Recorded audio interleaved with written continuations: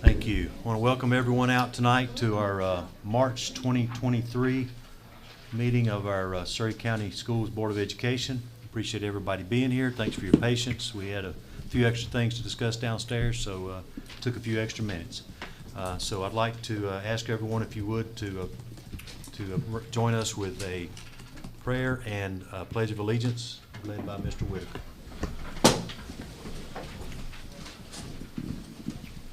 Pray. Lord, just thank you for this time that we can be together and discuss the business of our school system, and appreciate each one that's come. We just thank you for the opportunities we have to serve you through this organization and in many other ways. And we just pray for your guidance. We just pray for your leading. We just want to honor you in what we say and do. We just praise you for all you give us and the blessings that you give us. And again, we just pray that you'll bless us tonight. In Jesus' name we pray. Amen. Amen.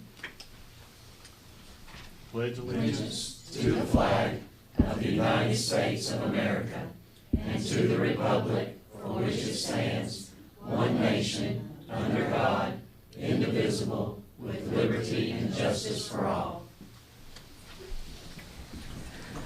Thank you. And I know it may get old when you hear this, but as a veteran, Mr. Goins, veteran, thank you for doing that. Appreciate it. It means a lot to us when people thank us for that. And when we say our pledge, you're thanking a veteran. I hope you realize that. All right. We do need to make an amendment to our agenda before I ask for approval. We will add a consideration 7.12 on our agenda for approval of security cameras. So we would add that as an action item, and then we'll do the consent agenda for the personnel report when we get to that. Is that correct, Mr. Johnson? Or should we need? Correct. Okay. So I'd entertain a motion to approve the agenda as amended to add section 7.12. I make a motion. All right. Mr. Hutchins, motion. A second. Mr. Whitaker, second. Any further discussion? All those in favor, please say aye. Aye. Any opposed, no. Thank you very much. Surry County Schools Leader of the Month.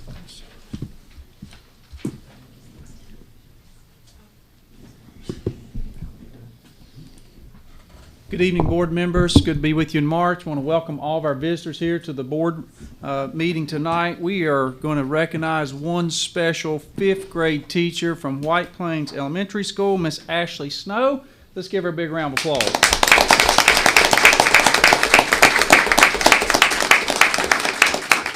Miss Snow, congratulations. It was got the chance to surprise her in the classroom with her fifth grade students. They were certainly very enamored by that recognition. Did you have a good day after we left? We did. Were they a little squirrely? A little bit. Yeah? Sorry. It's okay.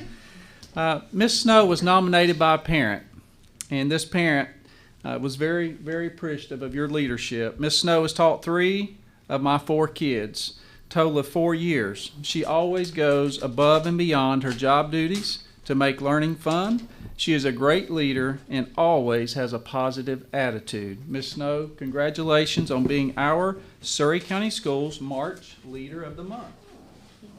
That's for your refrigerator. We've got you an umbrella here from Surry County Schools and a gift bag. I want to thank our sponsors. Thank Ashley Mills Education Foundation. We have a car wash gift certificate from Kraus Auto Detailing. We have a Visa gift card from Scenic Automotive, a gift bag from Horace Mann, a gift card from 13 Bones. And did you see the sign in front of White Plains? Yeah, Did you get pictures with the sign? did. Great. And we'll put your picture up on the billboard on Highway 52. Congratulations. Let the board.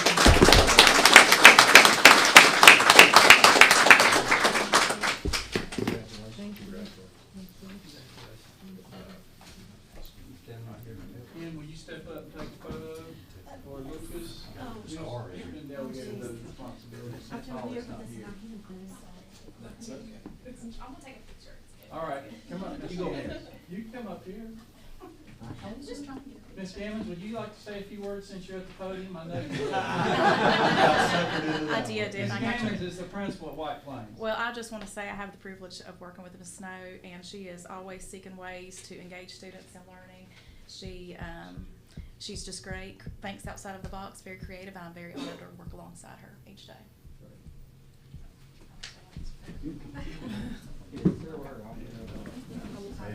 Thank you. That's okay, I didn't want to photobomb. I was trying to help you. All right. My big smiles, 3, 2, 1, and one more. All right, gotcha, thank you. Did you want to take it? Did you get one? I did. Thank you so much. I know.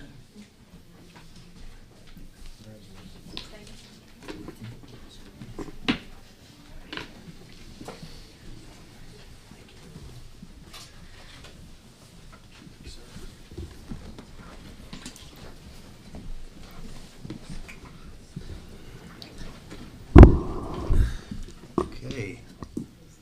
Our next item on the agenda is discussion and reports on the Hope Grant. So, Mrs. Nope. We're in 5.01. EOG. 501's what I've got. EOG. Okay, sorry. EOG. Mine are backwards. Good evening, board members. You have requested a copy of the 2016-17 through 21-22 proficiency reports. A couple of bullet points for that for tonight. That information shows that Surry County Schools consistently performs in the top 20% of all LEAs in overall academic achievement. We have our students have performed higher than the state average in grades 3 through 8 in reading and math. With the exception of 8th grade math in 2019. And I will note that was the year that the test was renormed. And we have performed higher than the state average since the 16-17 school year.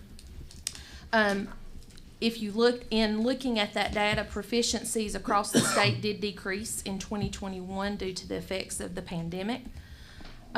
We typically, in our school, our students perform above the state average and in the top 3 to 4 LEAs when comparing grade level proficiencies in specific tests.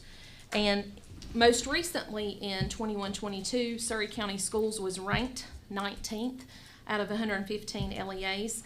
And I will note that we're 100th in funding. So I think that's just a testimony and a testament to the outstanding work happening in our schools by our school principals, assistant principals, our curriculum coaches, our teachers, and support staff. So certainly to be commended, proud of that good work that our teachers are doing with our students. Any questions? Okay. Any questions? I see you've got our funding ranking there. Do you have the other school systems funding ranking as well for us to compare? We can get that data. Please do. Okay. Thank you. Are there systems in particular? Yes. Well, the systems that you have listed here with Elkin, Ash, Surry, Mount Airy, Wilkes, Yadkin, Stokes, and Allegheny. Yeah. Certainly. We typically benchmark against those districts around us. The per pupil average for North Carolina, see, Audra, I looked at that figure this morning, was the state average was about $3,400 per child. Audra, are you there? Mm-hmm. So you can see our local funding is at $1,260 per child. The state average per pupil is about $3,400, $3,500. Do you remember that number from the budget retreat that we're going to share on Monday? I've got it Or right Friday? here.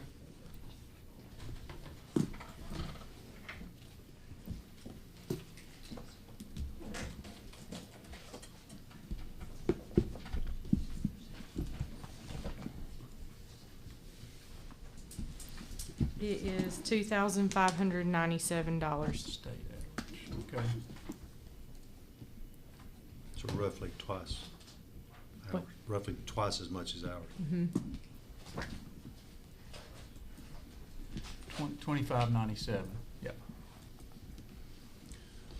So at our budget retreat on Friday, we're going to talk about per pupil funding at the state average of 2597, and then what it would take for us to get all of our at-risk funds at 100%, which is about $1,500 per student.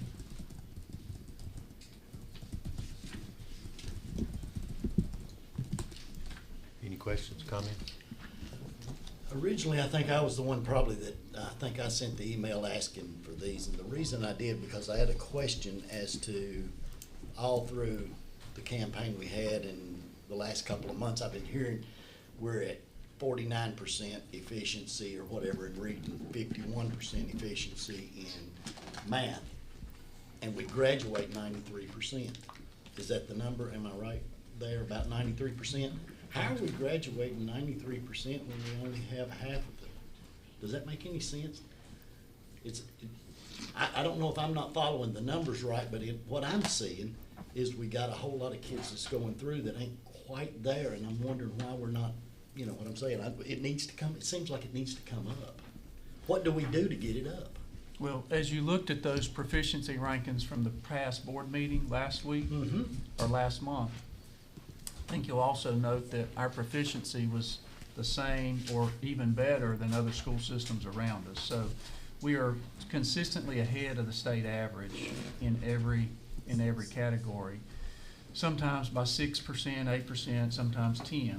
And I think as Dr. Danley presented that information on Read to Achieve last month, this mark is constantly changing across the state. And so reading proficiency, math proficiency, science proficiency, those are different numbers than are used to calculate the four-year cohort graduation rate. That's calculated on our kids at the high school level. When they enter as a freshman, do they graduate in 4 years with their 28 credits from an accredited school system? So last year we were just under 90%. We've been as high as almost 94%, ranking in the top 10 in the state. So students progress year after year, but consistently we're still ahead of the state average. And I think the question to be asked is, what is that cut score and who is determining that cut score at DPI to say that this is proficient or this is non-proficient? That's a question we've been asking with the testing and accountability folks for a long time, because if you look at North Carolina, we have some of the most stringent standards, much more stringent than other states. So it's a great question, and we certainly hold reading, math, science at a high level. And I think as board members, you've been in our schools, you've seen developmentally at kindergarten, first, second grade, we're working really hard with those students, knowing their letters, knowing their sounds, knowing vowels, long vowels, short vowels, how they blend. You've seen the one-on-one instruction with our First Steps program, where we have individuals working with individual students, trying to help them with reading deficiencies or areas for improvement. As we go up the ranks, we have tutors that come into our schools and work with our students. We've implemented many programs, but really the people and the training are much more important than the programs. So I can assure you our schools are working really hard to increase reading proficiency, but I guess you have to look at the benchmark of where the state's at and where the other school systems are around us to see that we're doing as good or better than anyone else. And they're using the same metrics to calculate graduation rate as well. Dr. Danley, is there anything that you would add to that? No, sir. It's explanation. I see state standard, and that scares me a little bit, because it doesn't seem like the state's got a whole lot of standard. And then I see the government standard, and I would like to at least know that we're above that. We've got to be beating that. So that's the reason I asked for these. I just want to kind of see where we were at. Thank you, Dr. Danley, for getting them for me. Being able to go through them. I have noticed that there were some times when we were like at 60, in the 60s and 70s, and now we are at, if I look at the 8th grade one, which I'm probably a little more concerned with the 3rd grade one, but we're at 51.3. It seemed, I know we had the drop off during COVID, which kind of tells us we did something a little wrong there, just from my point of view. But how long do you think it'll take before we back up to that level again, that 60s, 70s area? Well, I think if you looked at our average last year, I think 3 through 8, we're about 58, 59% when you calculate all those. So we're close to where we were pre-pandemic. Yeah, I don't see 22, 23 on, it isn't on here.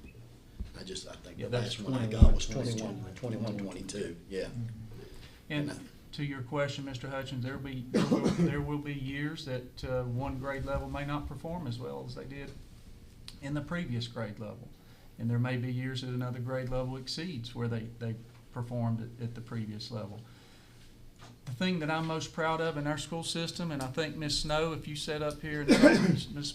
Snow's probably left, but she would talk to you about how well they work together as a PLC, a professional learning community. Our teachers work together to develop lessons, they work together to teach the lessons, and then they work together to assess the lessons and learn where they can make improvements. And I think, as I said, from your board visits, the professional environment and the teacher quality in the school system are at a high level. These teachers love their jobs, they love their kids, they love what they do, and if, as administrators, we try to help them grow. We try to help our students learn and identify what those deficiencies are. So every week, there's PLC meetings where our educators, our teachers are working hard to identify needs, to address needs, and to overcome needs. And so it's constantly, we're recalculating where those are. We're also constantly recalculating where resources need to go to address those. Okay, one more question and I'll stop. The children that came through the COVID kind of fiasco that we had a couple of years ago got behind. Have we got them back to where they need to be, or are they still showing? You understand, like a third grader now was in the first grade at that particular time, and obviously we don't have the first and second grade benchmark or whatever, so we don't know how bad that affected them. But how about the third grader to the fifth grader right now? Are those numbers still showing that they're down or behind, or have we got them caught back up to where they need to be? Well, I'll start and let Dr. Danley jump in. I am concerned about third graders because those students were kindergartners. Kindergarten is when you teach reading, and there is no substitute for a teacher in the classroom. And so we did the very best we could through hybrid learning, A day, B day, but that's no substitute for every single day having a teacher in front of a student. So we're working really hard to catch those students up. It's a partnership with parents, it's a partnership with schools, it's a partnership with the community. And I think we're no different than other school systems from across this country as we look at those areas of need. So are they there? Sure they are. But are we working hard? That's why we've spent so much money, these ESSER funds, to hire teacher assistants and interventionists for every elementary school and every middle school. We've hired additional teachers to reduce class size so that we could try to give kids more one-on-one instruction. The one thing we said when we received those fundings, when we received that funding, kids need more time with more people, teachers. And some school systems didn't hire personnel because they knew they couldn't retain them in 3 years, and we knew we can't retain them in 3 years. But when you're funded at 100 out of 115 systems in the state, we were people deprived, and so we really focused on hiring people to try to reduce class sizes and give kids more one-on-one time with more adults. And so we're in the second year. I think you're going to continue to see growth in the third year of implementation of those ESSER funds. So one thing I do know is that all of our K-3 students who were assessed under the DIBELS measurements, which is required by the state, 100% of those students made growth. So are they all proficient and where we want them to be? No, sir, they're not. But are they making progress? Yes, they are making leaps and bounds of progress. We also gave locally developed benchmark assessments in in January, and you were asking about third graders. It's not a cumulative test because we've not taught everything this year, but as a district in that third grade benchmark, we were sitting at about 57.4 average percent correct. What students will need to have average percent correct on third grade reading EOG, we don't know. We try, the state doesn't give us that information. It's kind of a moving target. So I think we're getting closer to that 60%. And I think when we look at our data, it's really important to look at growth, how are students improving, and compare that to the proficiency. So I'm really pleased with the amount of growth our students have made as well. I think that's a large consideration we have to look at. And I look at schools, we're the microcosm of the macro, right? And if I look at the macro and I look at what's happened across our country, we still have businesses that are recovering from the effects of the pandemic. We have churches that are recovering from the effects. We have other community entities that are recovering. And our students are a part of that recovery, and it's going to take time. And I can tell you, the employees and the teachers in this school system are working as hard as they ever have to overcome any of these issues that they're dealing with. You've seen that in your school visits, and I think that's why it's so important to be in the schools, be in the classroom, see the tutoring, understand how we're putting kids in small groups, utilizing the resources. In response to what TJ was asking about the funding that comes from the county appropriations and supplemental taxes, we received the list of counties when we came on the board, and out of Region 5, Surry County, there's only one school system below us in Region 5, and that's Castle County. But we were at 1298. Now this is 2021, and Mount Airy is 1,715. Elkin is 1,838. Stokes County is pretty comparable, 2,435. But we're at 1,298 here. Yeah. So. Well, and that's the reason for my question in that is there any correlation, or the districts that are outperforming us, does money fix it, or is it the typical, I mean, what would it take? Is it $3,000 a kid? Is it $4,000 a kid? Or, what is that correlation, I guess, is my question. That's why I wanted to know. And if when you're pulling those as well, if you could get which systems or which counties have multiple school districts that are funded in the system, with us having Elkin and Mount Airy in the same, is my only other request.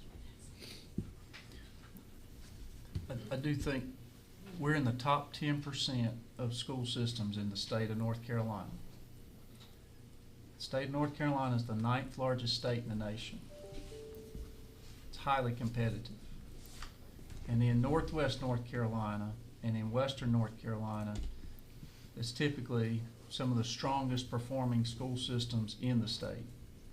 And so we stack up really highly, which is those comparisons that she shared against some of the best. And I don't want to always come off as it's funding, it's funding, it's funding.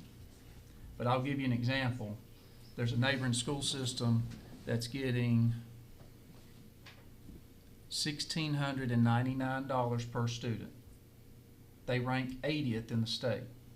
They have a curriculum coach for every single school. They have 22 schools. A full-time curriculum coach inside the building, teaching, coaching, curriculum, helping teachers. And in this time and age where we've seen this employee shuffle and the Great Resignation, you better have somebody in your schools that are helping these first and second year teachers, because they're going to hit the door. The first challenge, the first obstacle, could be that first parent conference that doesn't go the right way. And so you need support. And so I just use that as an example. We have 6 curriculum coaches that are funded through the federal grant, and that's it. They'll be gone in a year and a half. And so those people are doing that work. So there's a school system, it's just down the road, it borders us, that has the money to afford that full-time position. I know that just because we talked about it today. So I just use that as an example. Funding's not everything. The people are the main thing. Right. People, culture, leadership, direction, alignment. You gotta have those pieces. But you gotta have good people, and sometimes going gets tough. Sometimes we need somebody to wrap their arm around a teacher and coach them up. And sometimes the principal just doesn't have time. And we've also had to cut assistant principals because of budget cuts. So some of our schools don't have a full-time AP, so it's the principal there by himself. And obviously, safety is a top priority. So principals are doing what? Making sure people are safe. So funding is a part of it. People are a bigger part of it. Do we, I say we, I don't teach, but in the schools, are there still lead teachers, senior teachers that we pay a little bit more to be like a leader or a coach, or? So we used to have funding for mentor teachers. The state cut that out of the budget. We do not have that currently. The support we provide for our teachers right now are ESSER funded curriculum coaches. So that we don't have a lead what you would consider a lead teacher. No, sir. Just on average, what would a senior or lead teacher, what would they get paid extra? That was before my time.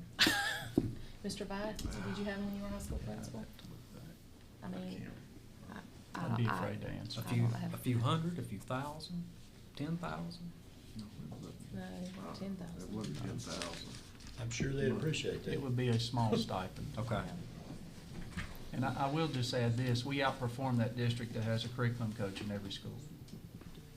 So, see, and that's what I think I'm saying is money isn't always what fixes it, because we've obviously done tremendously well with what we have. And that's my question. If we get X, will that take us here? You see what I'm saying? Sure. That's my question. I think the thing we've got to look at is, obviously, we know the job market is ultra competitive. And we have private sector recruiting our folks. We had a 21-year veteran math teacher who was teaching AP math. They're not walking the streets. It's hard to find. We lost another math teacher to the community college over the last couple of years. When you take out of that department and lose a teacher like that, they're hard to replace. Yeah. That's the thing. We got to grow our own, build our own. People aren't moving to Surry County. If you look at the population numbers and the census data, people are leaving Surry County. So we've made a heavy investment in Teach to Lead, our program where we're using pre-apprentices, getting a free college education at Surry Community College, working with Lise McRae to get a 2-year degree, and Dr. Danley and I are working with Lise McRae to create a high school program that they don't even have yet, just to focus on math and science, because those are the two hardest positions to fill at the high school. So we've got to invest in our kids to keep them here in Surry County. You know the investment we've made in Surry Yadkin Works to put kids to work in an internship or pre-apprenticeship or apprenticeship, so they understand the value of working here and being a good citizen, being a good leader, a citizen leader that can contribute to the economy. And we have tons of those students. We just have to continue to work and believe in our kids, believe in our employees and the work they're doing each and every day. It's powerful. And I think we have to also continue to look at the tools that we can find out there that can help. We'll talk about Letterland tonight and how that's shown. That's evidence-based that it is showing we can increase reading proficiency. And I think any teacher will tell you that once reading proficiency gets there, everything else follows behind. I was impressed by it. Yeah, those numbers. And I know we'll talk about, but I was impressed with Letterland. Yeah, but you're right, and we do have some makeup to do. We know that. We've got some, and you got to get there between 3rd and 12th grade. I mean, we just heard that, and our teachers are killing it. They're out there really working hard with what they've got, and I've been really impressed as we go into the schools the teachers that are talking about letters and how they're accepting it and using it and seeing the benefit of it. So this will be hopefully our next I think iteration. you're gonna see a really good rebound this academic year, because it's the first year where our kids and our teachers have really felt like things were quote-unquote back to normal. Right.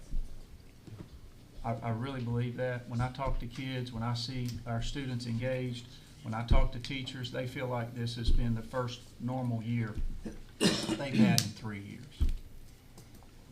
Our benchmark data is looking, we feel more confident about the data we have, so that when we're making adjustments week in, week out, we kind of feel like we know where we're at. And we can compare it back to last week's data or last month's data. There's a lot of work that goes into adjustments during the school year. We don't just hope. We don't believe hope is a strategy in student performance. We want to know how kids are doing throughout the year, so we can help them before it's too late when they get to this EOG at the end of the year. And let's just remember, when we're talking about those proficiencies, we're talking about a one-day test in which a third grader who 8, 9 years old, it's the first time they've ever seen that test, and we're asking to take a test that's 4 hours long. Most of us can't stay focused for 4 hours. Stamina is a huge thing with third graders, fourth graders, fifth graders. It's not our choice to take a state standardized test. That's the state test, but that's what our students are having to take, and those are the numbers we're really looking at. So a lot of factors go into that. And the one thing I will say this before we finish, behind every number and behind every stat, there's a story. And what I challenge our principals and teachers is get to know the kid, get to know the story, to reach that student, to truly help them be intrinsically motivated. Because sometimes what's on the surface is not always, you got to get a little bit deeper. And I think as a teacher, you get a whole new crop every year. They walk in the door brand new, and you've got to work with them. So it's hard to say, yes, we know when it'll be better. But what I really loved last month when we saw those numbers, third grade, yeah, we know that they were, but second, first, and kindergarten were well above that. So I think we are starting to see the needle pointing up from what we've seen in the last 3 years. Having spoken with some of the teachers, I see frustration in them that they feel like they're teaching to test. Does that make sense? They feel like they're teaching to test. Yeah. So at some point or another, we've got to get back to just teaching and let them just teach. And that's why I say when I hear the state standard, that always just makes me shake a little bit, because I don't know why Surry County kids have to be held to what's going on down in Raleigh or whatever. You know what I'm saying? Let the teachers just teach what they teach. And my teacher, you learn math facts. If you didn't listen to them, they'd let you know real quick that you needed to learn these. And I wonder when do we get back to just letting them teach instead of teaching to test? Well, I could say, Mr. Hutchins, we don't try to teach to the test. It may feel that way, but there are standards. But state report card, accountability standards, there's even incentives for teachers that are paid for through student growth, principal growth. I mean, the General Assembly has established performance measures, all based on student academics, all based on test scores. So I think that's where it's got to start. You don't just assess students' proficiency by a single day test, but in Raleigh and in DC, they tend to think that. I currently serve on the accountability task force that's looking at redoing the school report cards. And one measure I've been in favor of is looking at multiple measures for schools that aren't test related. Because I believe, how do you determine the success of a school? Is it just graduation rate? Good question. Is it just a Math 1 score? Or should it be the number of students that participate in a college class, or an internship, or a work-based learning opportunity? Or maybe it's the number of clubs that a high school offers, so that kids can learn to be a leader. They can learn about things they want to be a part of. Because I believe learning You learn inside the classroom, but there's a lot more to learn outside the classroom when you're part of a club, when you're part of an athletic team, when you're part of something where you have meaning. I look at FFA as a great example of a club that's truly making a difference, where they put students in leadership positions, take office, have accountability, be accountable to one another, and then have service projects and have learning projects. We have kids that just competed in the Skills USA competition in the masonry department at North Surry High School. So I think those things are just as important as a test score on a test. And none of us remember what we scored on test scores, but we remember those experiences and the people that taught us in school that made a difference with us. We remember those people, and we learn just as much from any of that as we learn from those other standardized classes. So I believe there's got to be a strong mixture, but more importantly, focused on the people and the difference they're making with our kids. And we have one of the best retention rates of teachers in the state, and I'm just very thankful for the teachers of Surry County that choose to work for Surry County Schools when they could work in other places, in other sectors, but they choose to work for us. Sir. And I think a big part of the future of that is our pre-apprentice and apprentices for our teachers. I think it shows them we're investing in them because we want them to come back. And I'm very proud of that. I think that's something that's going to benefit us for a long time. The teachers are making less money than the ones in Surry County, and Surry County are outperforming. Think what it would be if the pay was equal, that this county next to us, what the performance might be. And that's, you've got to have a good school system with people supporting employees to have them to stay when they're making less money than the one next door and doing a better job.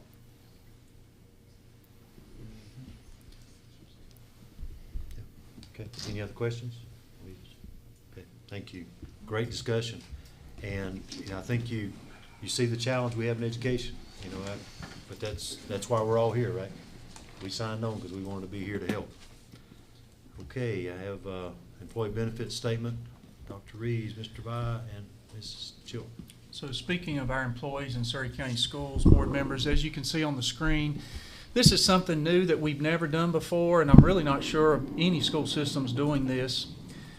But when I think about the value of our employees, I think it's important for them to understand the value of their position.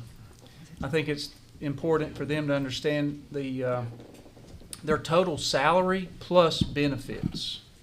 And so in this ultra-competitive job market, we have the private sector recruiting our employees, and we have put together, each employee will receive in their mailbox at home a copy of their benefit statement. So you can see this is a sample teacher. This person is a 10-month employee. You can see their monthly salary. And then below that, you see the monthly value of benefits provided at no cost to that employee. Everything from the state retirement pension, from the disability income, to the death benefit plan, to the retiree health benefits, to the Social Security benefits, to the FICA Medicare benefits, the contribution to the state health plan, dental insurance, and group term life insurance. I just think it's real important for our employees to see this and then compare salary and benefits and have a bottom line to understand the annual value of that position. And in this case, it's a 10-month position, so that when an employer comes and says, we'll pay you X salary, sometimes the benefits are not equal to some of our state employee benefits. So we just want our employees to understand the value of the job, the total value.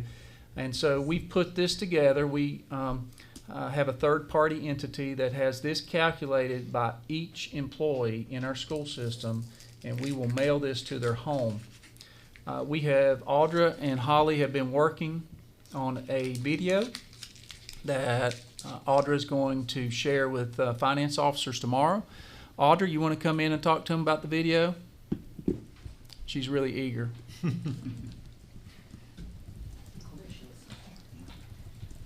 The video is basically just going to run through the statement like Dr. Reeves just did to explain to the school finance officers what this is for, what it's made of, each piece, what it means, so that when the employees have questions, they'll hopefully be able to help them and answer their questions. And Mr. Vite, tell the board how you're gonna tie this into the next steps of employee intent letters. Every year we send out a Google form to employees. Does this get their intent on whether or not they intend to come back to Surry County Schools to work? Some will put that they would like to transfer, some will put that they're gonna resign, some will put that they're planning on retiring. So it gives us information to know how to plan going forward. So a few days after they receive this, they will get an email from me stating it is time to do our intent letters. So they'll fill those out, and then we'll have that broken down by school. Any questions? No, I'll just say kudos to whoever decided to do this. I've had it for a long time in the private sector. So to see this for the employees, I think it's a great idea. I think one thing I would like to point out, I don't think most of our teachers and employees in our system don't understand that every month when we take 6% out of their paycheck and it goes into the retirement plan with the state, you see that number up there, 816.86. Our system pays 17.38% of their salary into that same system, and that's mandated by the state. I mean, they tell us, oh, you're gonna take it out and pay it no matter what you want to do. So that's 23% of their salary going into the retirement every month, and that's what is able to help them retire at 30 years or 20 or 25. So that's a huge benefit that I think our teachers need to see. And Audra, what are two data points that you're concerned about that we're gonna talk about Friday as it relates to the matching benefits and the employee salary structure? Well, they continue going up. So that trend is we're currently paying 24.5% on every eligible employee's gross salary into the retirement system. That's probably, we're looking at over 25% probably for next year. We don't have the exact number, but based on the trends. And the health insurance, we're currently at $7,397 per eligible employee. That's trending, probably go up another couple of $100 per employee. We'll talk more about that on Friday, but those are two data points that continue to increase. And so the cost of doing business continues to increase. Hence, when you're funded 100th in the state and you have fixed cost or a fixed revenue source, but prices keep going up, or cost of doing business goes up, it squeezes you. So we'll talk more on Friday. So Thank you, this Ms. is the first time that we provided a statement such as this. Yeah, I came from an employment situation where we were providing a similar statement every year, and it's good measuring stick for, benefits is pretty impactful, especially this day and time. And it's really been a monstrosity to put together for 1,100 employees and get it right. And I appreciate Audra, your team, for working with Mr. Crutchfield in putting this together. She's worked on a video with Holly. She's meeting with finance officers tomorrow to roll this out. We're meeting with principals on Wednesday. And again, our goal is to get this in the mail to each employee. I think it's so important for them to get a copy at home versus just in their email inbox. And so we'll put a personal letter thanking them for their service and dedication, outlining really the overview of this employee benefit statement. And hopefully it's something we can do on an annual basis. Any other comments or questions? Okay, thank you for doing that, Audrey. All right, our next agenda item is Building and Grounds Committee update. Mr. Hutchins. Let me get back to it.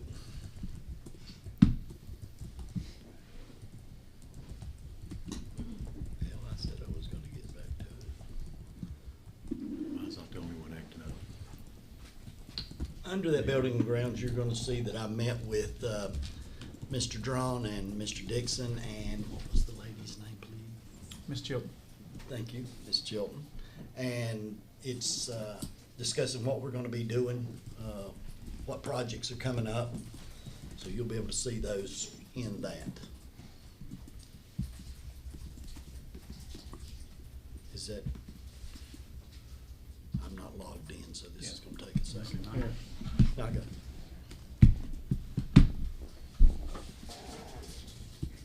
I come in kind of blind to this thing, so Mr. Drawn spent the day explaining to me what they were going to be doing, so.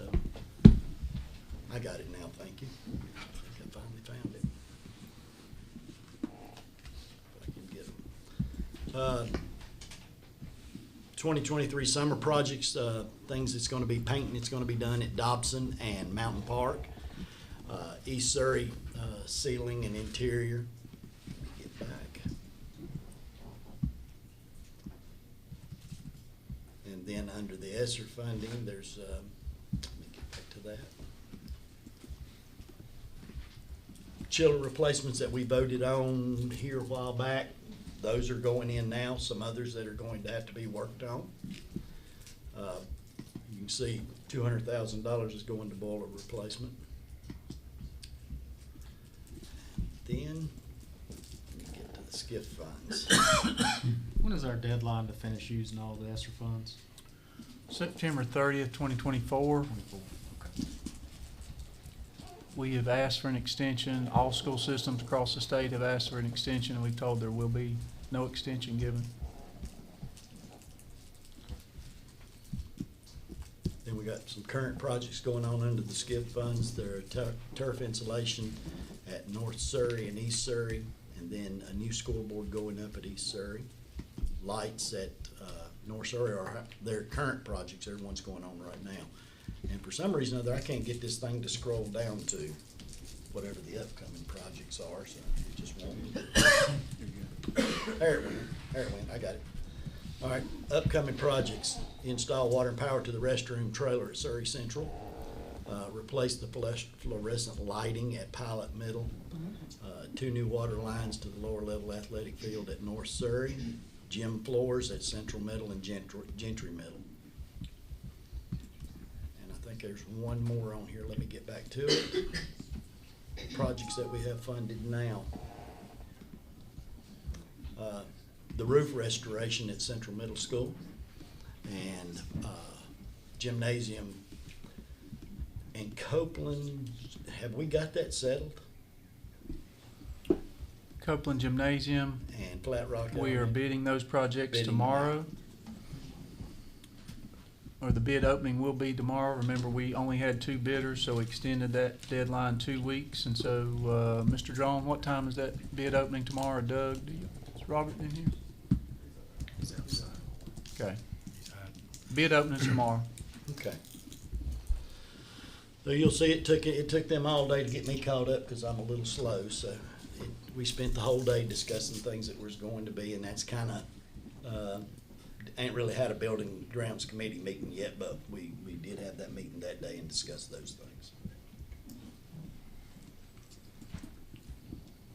Okay.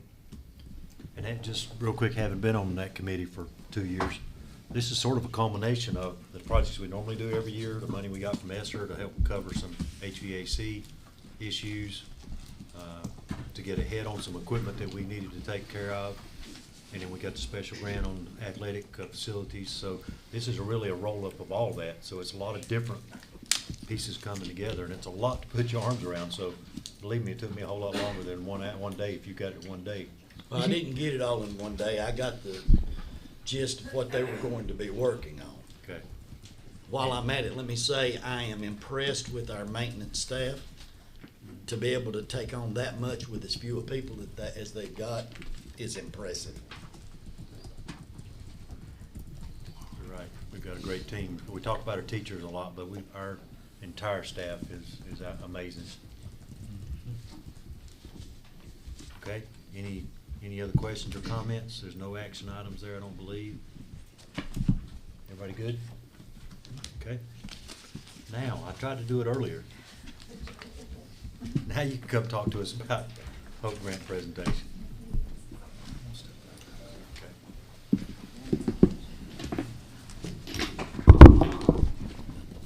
Good evening, board members. Great to see you tonight. Nice weather, springtime's coming, so exciting to feel the warm weather. I'm Miss Southern, and I oversee the school climate grant and student services. So I'm here upon request to go over the Hope Grant that we received back in January. So we hope to be answering any questions that you might have and to go over what the grant details. So I want to begin with about 5 years ago, we had an increase in mental health issues in our district, along with some suicidal ideations, aggressive behavior, increased drug use, and student behavior that caused some disruptions to our school environment. And so with that, it decreased a sense of safety in our environment. So we put together a task force and conducted some needs assessment to begin looking at how we can provide some supports. In 2017, Surry County Schools was had the second highest opioid death rate in North Carolina, and it remains the worst in opioid use. And our death rates with Surry County's death of despair, that includes drugs, alcohol, and suicide, rates average 75.74 per 100,000 citizens, compared to the state average of 45.46 every 100,000 citizens. We also have seen a rise in some drug-related incidents in our secondary schools through vaping and THC positive tests within that vaping. And our district has seen an increased prevalence of student suspension as well. Our state has the 17th highest mental health prevalence rate for children and teens in the U.S., but we rank 42nd in access to those mental health providers. Providers are very, especially in rural areas, are hard to come by, or our students are having to wait large amounts of time to be able to see a provider. This causes toxic stress, which negatively impacts students' behavior and academics, and it's linked to increased substance abuse and criminal rates. Based on our emergency room data, our county has seen a rise in cases of traumatic stressors such as anxiety, depression, self-injury, and/or suicidal ideations. In the first 2 months of this school year, we had 11 suicide referrals, and as of today, we have 47. So those have gone up. So in response, again, the district put together a task force, conducted a needs assessment, and began to look at funding for mental health and schools climate services in our district. And so we began that through our CARE grant, and then just recently with our HOPE grant. So looking at how it's funded, you go to the next slide, thank you. It is funded through the U.S. Department of Education through a grant from the Office of Elementary and Secondary Education. And the HOPE grant also collaborates with Safe and Supportive Schools. So that's how it is funded. So within the HOPE grant, we have 3 goals, and is to recruit highly qualified, credentialed, and licensed mental health specialists, along with retaining those providers through various activities, and we'll talk about those here in just a second, and strategies, and to improve mental health services among Surry County school students. So if you talk to a counselor, I talked with a high school counselor, that should be a time where they're working with kids to get them registered in things that they like in terms of their credentialing, with internships, and they spend most of their time helping students with these anxiety, suicidal ideations, and thoughts. So by providing these additional support staff, it could open up counselors to work with their education and career pathways. So some strategies and activities that go along with the recruitment, hiring, and improving the mental health providers in our district is through recruitment. We do that with our higher ed agencies, along with, as Dr. Reef said earlier, growing our own, finding those who are interested in these particular fields, and encouraging them through our internships and different things with these particular profession, but growing our own. Financial incentives such as signing on bonuses, relocation allotments, referral bonuses, and career ladders. We talked about lead staff, so looking at providing those lead opportunities for school-based mental health folks in each grade span. Retention strategies, things that we could look at, orientation and onboarding. We work through HR with those type things, making sure they have mentors, job shadowing, recognition and awards, retention bonuses, memberships to professional organizations that can provide publications, training, and networking opportunities, and then professional development opportunities that we provide so that they can keep their credentials and their licensures up to date. Also, travel expenses can be paid for through the grant, and then along with supplies. So it's just like when we get a new teacher, we supply them with different things for their classroom, helping to provide these folks with office supplies such as laptops, printers, cell phones, and then also helping with our recruitment at colleges, the materials that we hand out. So working with HR on that. So looking at the difference, we got the CARE grant in October of 2019. Of course, it runs out about the same time ESSER funds does with in 2024. Our HOPE grant opened up in January of 2023 and run through 2027. So there you can see the amounts that were awarded for each grant. Estimated 5.4 for the HOPE grant and then 3.5 over 5 years for the CARE grant. Looking directly at the HOPE grant provides staff. We just talked about additional personnel and things that could help with different needs. The HOPE grant will provide licensed, credentialed, school-based mental health providers in our district to help with our student needs. The CARE grant looked at establishing systems of support and training. It trained a lot of our staff and gave them things that they could use in their toolkit to help when problems arise. But our school-based mental health, the HOPE grant, is all about hiring folks. Okay. So here is the layout for hiring. With the HOPE grant, both grants have project directors. The federal government requires that you have a full-time project director to oversee grant funding, along with making sure that everything in the grant is carried through and done so in the correct way.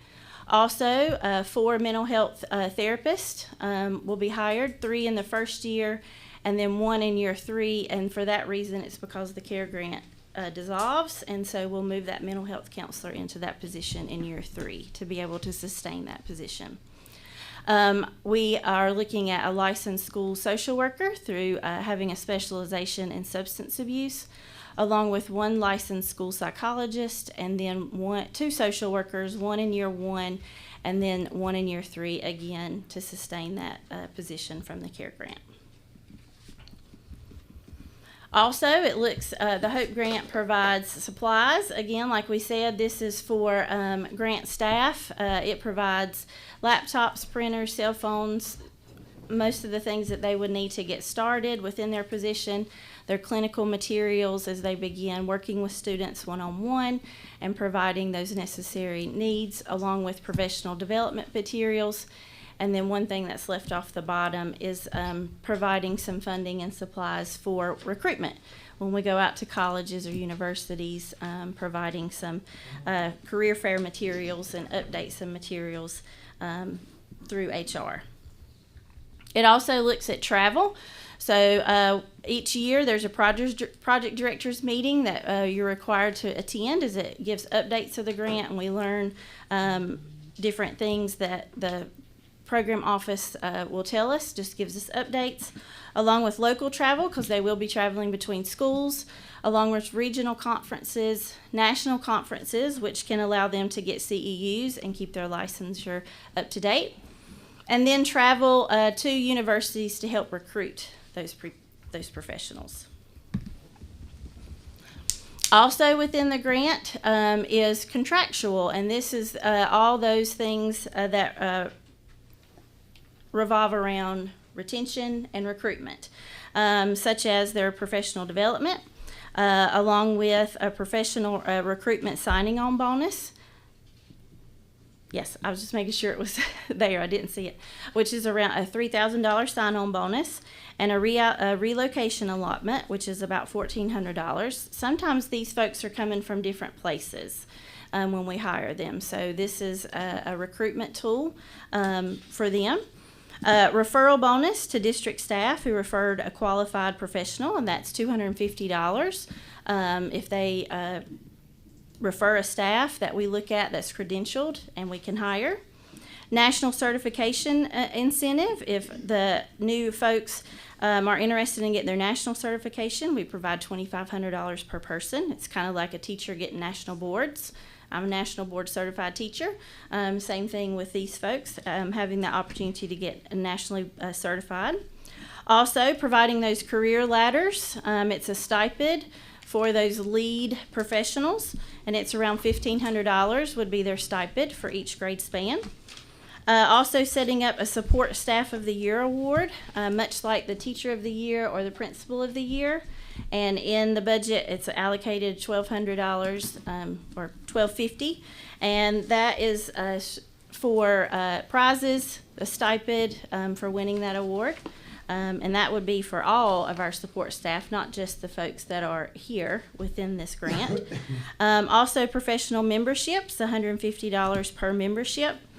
And that's for all, not just the folks that are hired. That's for all of our existing and new mental health support personnel. Also, a retention bonus for everybody who stays and works with us, stays in the district, of $750. So these are all recruitment and retention strategies that's written into the grant. Also, contractual is with the evaluation group. We are required to have an external evaluator of the grant, someone who looks at and ensures that we're compliant with our grant goals and funding.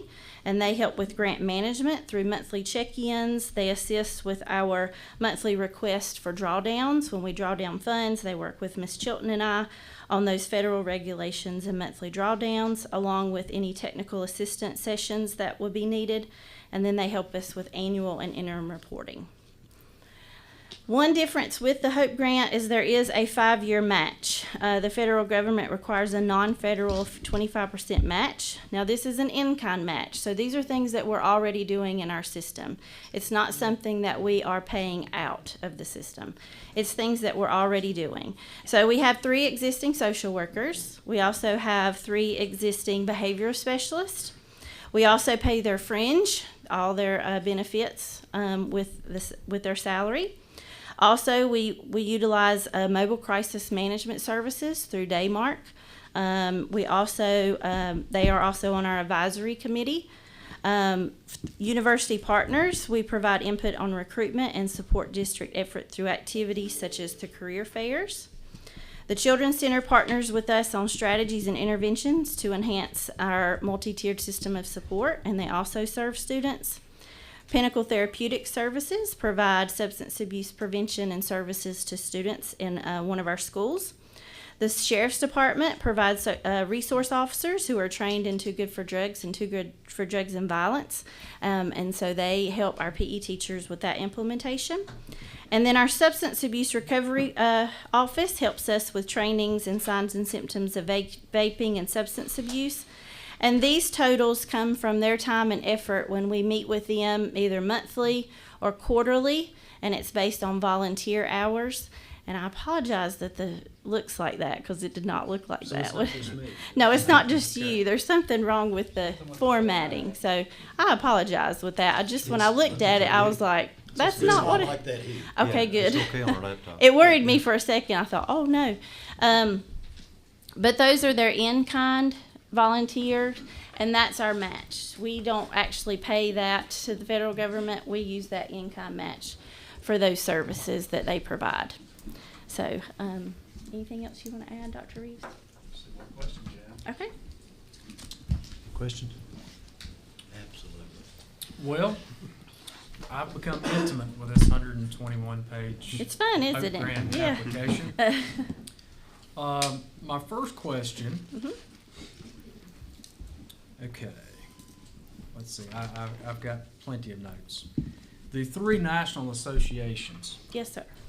is it a requirement of this match, or can we not fund those three national organizations and still have this grant? And still have the grant? Yes. Okay, so the 95 over the 5 years. $94,950 that goes to the National Association of Social Workers, American School Counselor Association, and the American Psychological Association, we can vote tonight to take out of this. I don't think it requires a vote, but no. we can take it, we have the opportunity to amend the grant within reason, any time. So that would be a simple phone call from Ms. Southern to our evaluation group to making an amendment. Obviously, with the school climate transformation grant, with COVID, there were things that we made small amendments, and they were always approved, to my knowledge. Yes, yes. So again, recruitment, this was a recruitment grant. The national membership to those associations was built into this as a recruitment tool, not only for those 8 new people, but also for our current counselors. And I will say, you know, those provide trainings and CEUs that for us and for counselors, and I have a counselor who has worked in our district and pays her own, because some of them pay their own membership, because in order to keep their credentials up and to get their contact hours, it's hard for our specialized support staff sometimes to find that content here, and we're such a rural district.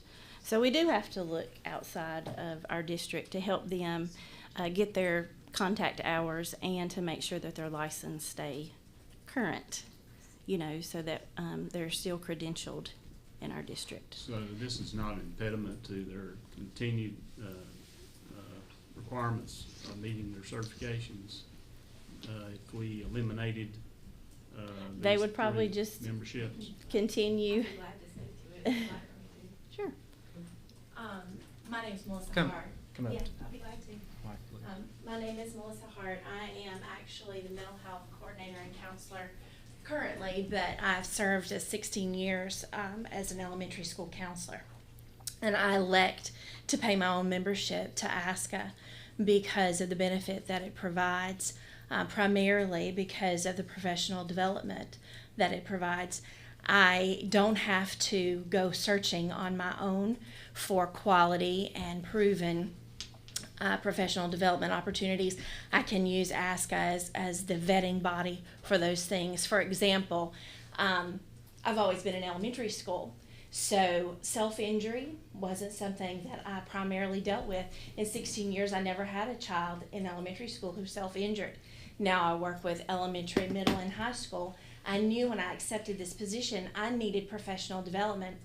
I needed to know how to assess and to work with these children and to do it in a way that was best practice. So I was able, through my ASCA membership, to find, they have a bank of webinars that are produced by professional psychologists, psychiatrists, professors in universities. I'm able to pull that, get some training that I need without having to search for it on my own. Yeah, you know, when you try to look up something on the internet, you get both the good and the bad and sometimes the scary, and that happens for all of us. So with ASCA, I know that what I'm viewing and what I'm seeing has already been vetted. I also choose to pay for my own membership because it provides me with liability insurance, $1 million per incident, and that pays in excess of what I would be covered with under a school system or LEA. It also provides me with networking opportunities. Being a solo professional in a school can be very lonely. So it gives me an opportunity to be able to network not only with my own colleagues here in the county, but across the state and the nation as well. Questions? I'm under the mindset if you want to be on your own, be a member of these organizations, that's your prerogative. I cannot be a part of something that funds these three national organizations for a lot of the things that they stand for that is completely against anything TJ, I can't hear you if you move it back. Oh, I said, I believe, if someone wants to join these organizations on their own, that's their prerogative. But I do not like the idea of spending $95,000 of this grant for these organizations that, for my personal convictions and beliefs, they're totally out of line with everything. So, we can have a conversation about the Hope Grant itself, minus the funding for these organizations, for my part. Now, I'm just one of five, but for my part. I, along with TJ, have some serious issues with some of the things that's on these websites. I, as a parent, I would hate to think that anybody was speaking to my child that way about any of the stuff that's on those websites. I just don't like it. I don't want it. And if we can agree to pull that out, we can go on with the conversation. If we can't agree to pull that out, then I'm a no now. That's just the way I am. But I'm seeing things on there that I can't even imagine. Now, having said that, I want you to understand, I believe we're supposed to teach every child in this county as they come to us, however they are.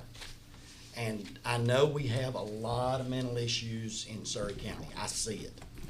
As a matter of fact, I've talked to them and I've had them sleeping on my couch.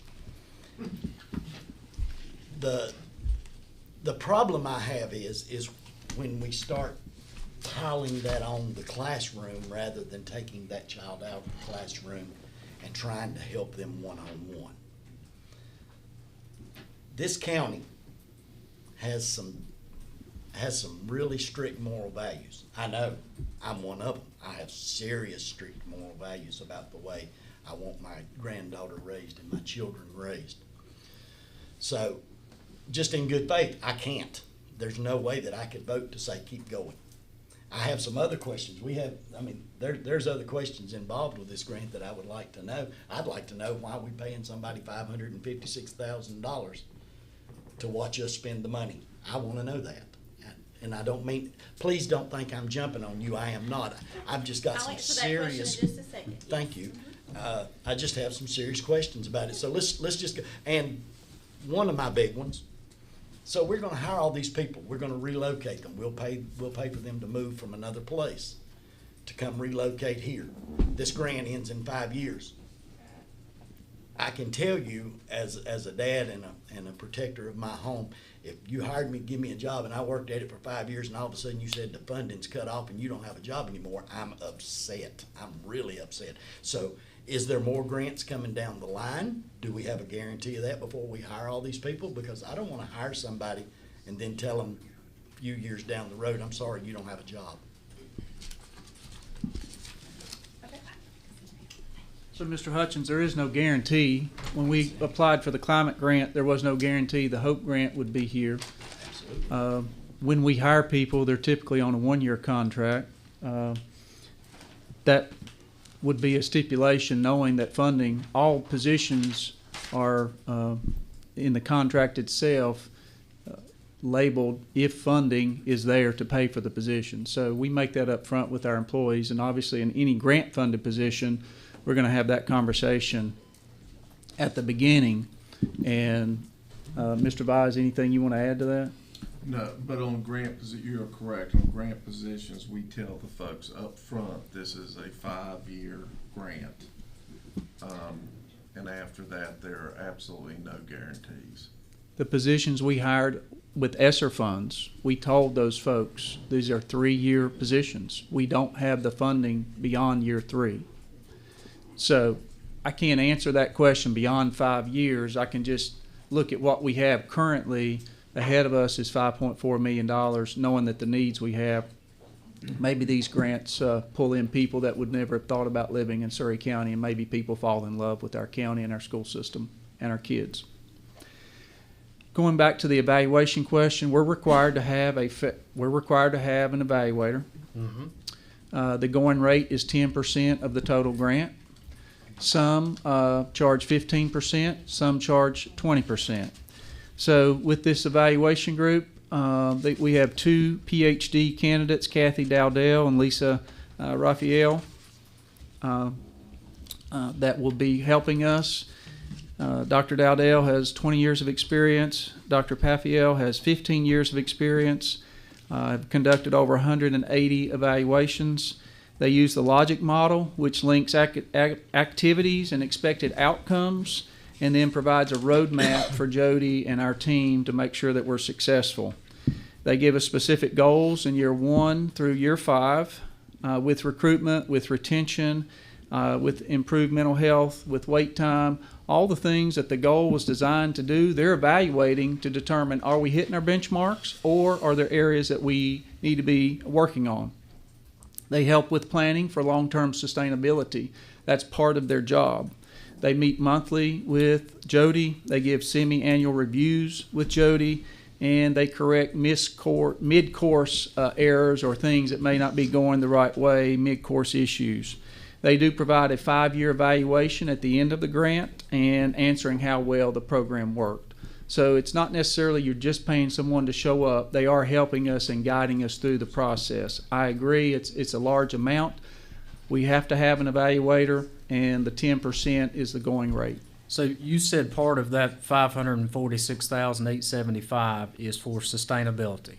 No, sir. I said that's for the 2 people to help us No, I know, but you develop said they help us. sustainability ideas for the Right, future. like they'll help us to figure out how. So what's the $218,000 for sustainability support? That's normally like our check-ins, like with grant management. Mhm. We do a monthly check-in with them. That's also part of our drawdown process when we are ready to draw down funds. Everything goes into a G5 account, which is a federal account, and then we draw down from there into our funds, and Audrey helps us with that process. So they help with that. That's sustainability to kind of help us with our funding, to keep it drawn down when it should, along with any technical assistance sessions that we may have. So for example, if looking to remove the line item for the professional development, we will do a technical assistance with them to see, how can we move that funding and use it somewhere else within the grant. So we don't lose it, so we don't lose the $95,000. So that's an example. Are you 1,000% sure that if we as a board say, you've got to remove that, or I don't want any part of it, that it can be done? We've worked with that with the CARE grant, and yes, we can look at other options as a recruitment tool and not with those particular professional development. Okay. Thank you for that. Like you said earlier, I hate that they have to pay for it on their own, but if that's their choice. I do too. But because it is a great way for them to keep their license up, we would just have to look for other options for them to help them with those credentialing and that content. Do you think that's feasible to remove that or leave it in? Say it one more time, Mr. Goins. Do you think it's feasible to leave it in, that amount of money for that? It's for professional development, is that correct? Yes, basically those Them to learn how to national do the memberships job. provide that credentials and different resources for them. How do you feel about removing it or leaving it in, personally? Personally, Yes. well, I personally, because the counselors use ASCA so much in that particular request, we never use the National Social Worker Association. We use what's called an American School Social Worker Association. It's something totally different. They have better webinars, and Ms. Stone can speak to that because she's our social worker. So what you use isn't one of these 3 No. that's listed in the HUD grant? Correct. Like, we've never used that national social, like when that was in there, because, the federal government requests that and then they look at research base. We've never used those particular resources from them. Now, the APA, the American Psychological Association, I've never used either because I don't really work with psychologists. So that particular one I had to research myself to look up what they provided. So ASCA, in my personal opinion, Mr. Goins, has been a great resource for counselors to find opportunities for, like Ms. Hart said, resources for them and PD. This is all grant money, it's not money like coming out of a pot? No, it's all grant money, yes, It's all sir. grant money. Yep. And we also use some of their resources when we're working with counselors to provide scheduling ideas for them, along with looking at how they spend their time within the day. They have different ideas and things like that of how to set up their schedule in the schools. So we use some of theirs. So their I'd like to ideas. ask you these questions. Sure. You're a professional. You know what you're doing with the grants and everything a lot more than I do. So I have to lean on your expertise and make a decision based on what you tell me, because you know what you're doing. I know nothing about grants. Mr. Goins, I would say this to Ms. Hart and Ms. Stone, who are here. I do believe as singletons, that professional development, it's harder for us as a district to offer professional development to our singletons or our folks that may only be one person in the school. We try to personalize professional development, but who are we focused mostly on? Teachers, administrators. And not that we ever mean to leave you out, but I believe school counselors, social workers, we do need to provide professional development.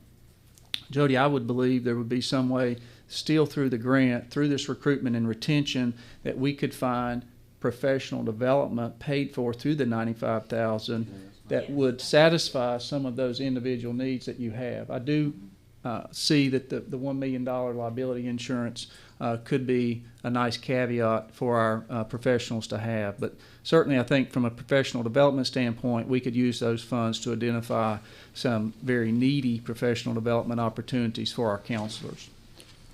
Thank you. And too, I will say, you know, through ASCA, like Melissa said, in terms of looking at her data, she knew what she needed. She picks what she needs based on what she's working with in our district. And I think our folks, when we do national conferences and things, we look at our leadership framework or our values in our district and pick those sessions and things that fits our school system. And so as professionals, and ASCA does that too, it really helps them align what they need in terms of, and I'm just talking to ASCA. Now, Mr. Bledsoe, like you said, we've never really used those resources from that National School Social Worker. So the American School Counselor Association, that's the one you're talking about? Yes. Mm-hmm. That's one of the ones that's in the grant? Yes. Yes, sir. Can I tell you why I have a problem with that one? Yes, absolutely. I'm holding an article in my hand called The School Counselor and Transgender and Non-Binary Youth. Okay. That's what the parents are concerned about. I know I've got the calls. I've been doing this for a month now, going through this thing. Thank you for the information that you've given me. But that's why we have the issue with it. That's why I have the issue with it. I'm not against the children. I am never against the kids, and I feel like I'm Shanghaiing you. I'm jumping out of the bushes at you. Okay. I don't mean for it to sound like I'm doing all right. that. But I have some concerns. When I get something from the government, or I see us get something from the government, I started looking for strings, and come to find out, it feels like ropes. All of this stuff they're making us do, you got to spend $500,000 here, you got to spend 90-some thousand over there, you got to spend 30-some thousand here, and there's still a list, isn't it, of things that we're supposed to have to spend that money on. When we started talking about the Hope Grant, we started saying we have children that are committing suicide and drugs and alcohol and those kind of things, and I'm all for it. Let's jump it. Let's get it. But if it's that important and we're getting $5.5 million, let's spend $5.5 million on them. You know, I don't mean that to be hateful. Well, like Dr. Reeves said, we can look at that. We could look. Just answering Mr. Goins' question. Yes, and I it- understand. yeah. And So, but yes, we could look at that and look to see what other ways for professional development that we can find for those particular staff. Did this come to the board, to you all before this was applied for? No, I don't think, we just heard about it, the finalizing of it here, the last couple of months. So it was addressed early on as we were going to apply for it, but no, we haven't seen all this until the last month. Well, I've got a question too. As far as the process of a child needing counseling or social worker dealing with this child, what is the process concerning parent notification or guardian notification? Is that Is that something that's? Surely it normally starts out with a referral. You know, somebody may see a need at school, in school, yes. And normally it starts out with a referral to our counselor or to a social worker, and they are going to work with that referral. They do have consent from parent if they continue that work and see that they needed to provide extra resources. So they do work with the families and the parents in that particular role. Does the parent have to officially sign off on that treatment or therapy? Or Melissa can kind of tell you because being a counselor, and that, yeah. I think it's different depending on what you're talking about. If you're talking about your local school counselor who is in your school system, that counselor does not have to have permission from a parent to speak with a child. Because it would be completely inefficient. Most of the time, the counselor in the building is responding to an immediate need. However, I will say that in my 16 years and the professionals that I know that work in this district and community, we pride ourselves on building rapport with families. So I might not pick up the phone every time little Susie darkens my door, but if I see little Susie 2 or 3 times, then I'm noticing we need some parent involvement here. Now, in terms of my role as mental health counselor, that's different because you're looking at more of a therapeutic relationship. So when that referral comes into me, then yes, we are immediately contacting the family, and then a consent for treatment is provided, explained, and then a parent signature is obtained. Thank you. And that's written into the grant, that we Yes. notify Yes. parents? Yes. Because it would be an extended amount of therapy that they would be receiving. So a parent would have to sign off that they were. Actually, you're providing medical treatment. Yeah, to the exactly. Yep. So there were several positions, and the psychologist, social worker, behavior support specialist, guidance counselor. What am I missing? Project director. Besides, I mean, Okay, the like actual with that. student facing. So, child facing. it's behavior support, counselor, Mhm. and those are all included in that school-based mental health because they Right. provide that.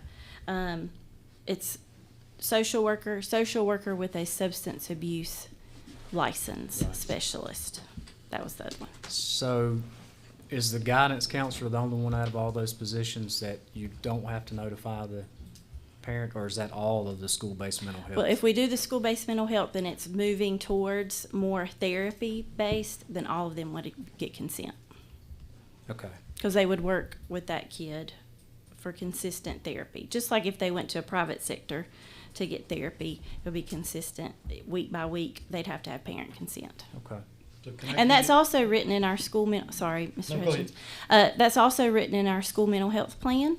The state requires us to do a school mental health plan. That was enacted 2 years ago, right around COVID time. So they require if we do extensive therapy or they get school-based mental health therapy, then we have a consent form that Mr. Johnson looked through and he approved with our mental health plan. So those folks would follow under that, so they would have to get parent consent. What? Go ahead. No, I've got several. Go ahead. So can I give you a hypothetical? Sure. Little Susie that we was talking about a few minutes ago comes and says, "Hi, I'm Susie and I'm in the 4th grade and I think I'm gonna be Sam." Do we call the parent? With that, we work with the principal and the families. So we do call the parent. Mhm. Okay. Go ahead, DJ. I'm sorry. And again, I apologize. You're having to field all these questions. That's okay. Dr. With the Reese? county experiencing tremendous shortages in their social workers, and they can't find workers, are there any repercussions for us if we can't fulfill what we've tried to put down in our application that we're going to hire these people? So if we can't hire, It would be like with our care grant. We have a school counselor position open currently Mhm. through our care grant.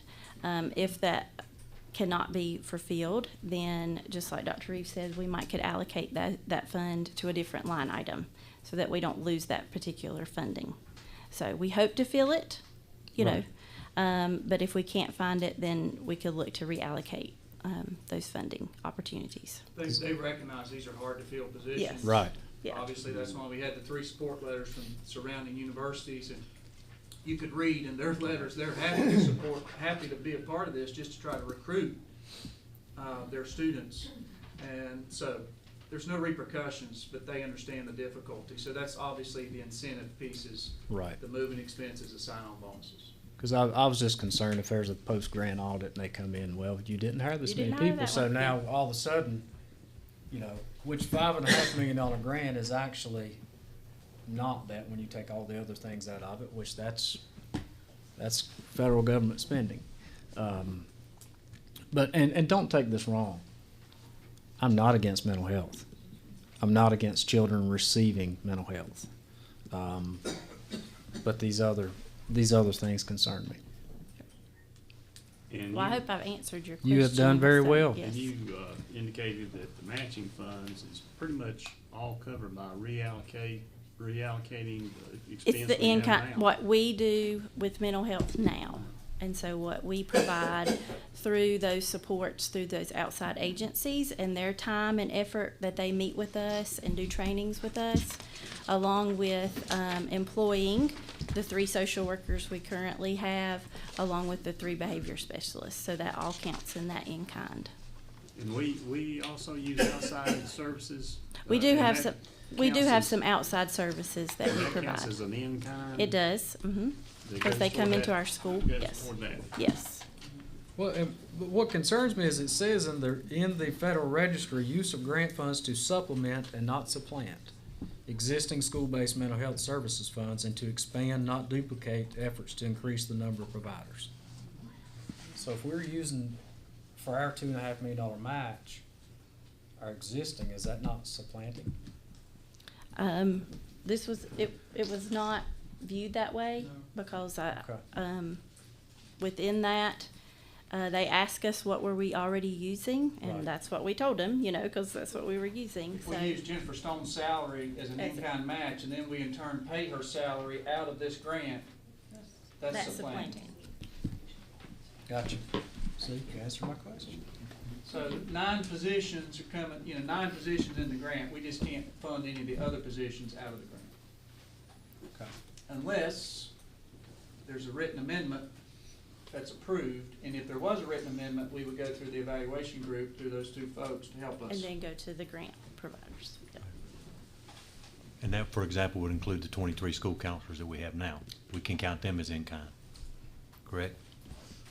Yeah. If they're not part of the, $2.4 million is what we're, basically the in-kind match. So there's multiple pieces in But that that's one 2.4 piece. million. But we were Okay. required to have a 25% in-kind match, so that equals 31%. okay. Any other question? Yeah, on page 10 out of 14, it's basically, it says restricted indirect cost rate. We will charge indirect costs based on the approved restricted indirect cost rate.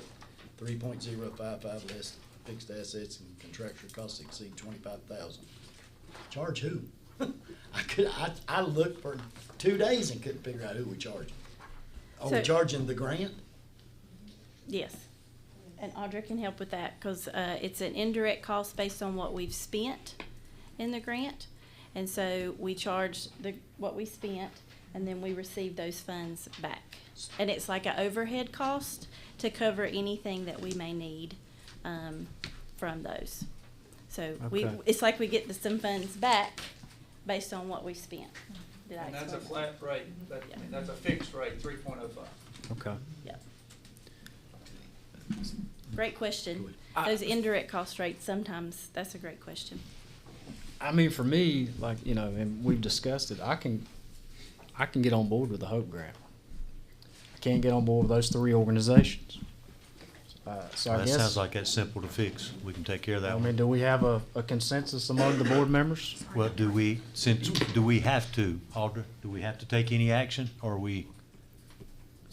have we accepted the grant, do we need to do anything? we have accepted the grant. Okay. We did so, that was December, can't remember the exact date. Okay. Mr. Johnson, should they take action on this $95,000? I think they do if the board wants to specifically say that those three organizations are not to be included in the grant.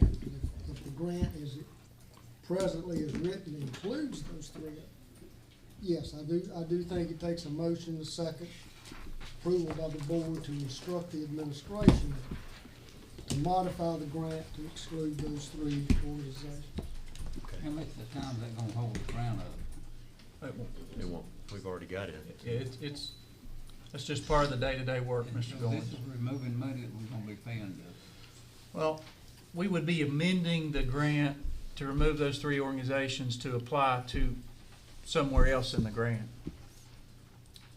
I think a great idea would be to have a task force with our counselors, our social workers, identify what your professional development needs are specifically. Ask them, Yeah. and then this come up summer, with a proposal. then, Yeah. come back with a proposal back with and let us tailor what their needs are and spend the $95,000 on them and help them with their CEU credits. And I think Jody said it, and you said it, it helps us tailor what our professional development needs are to our community, to our county.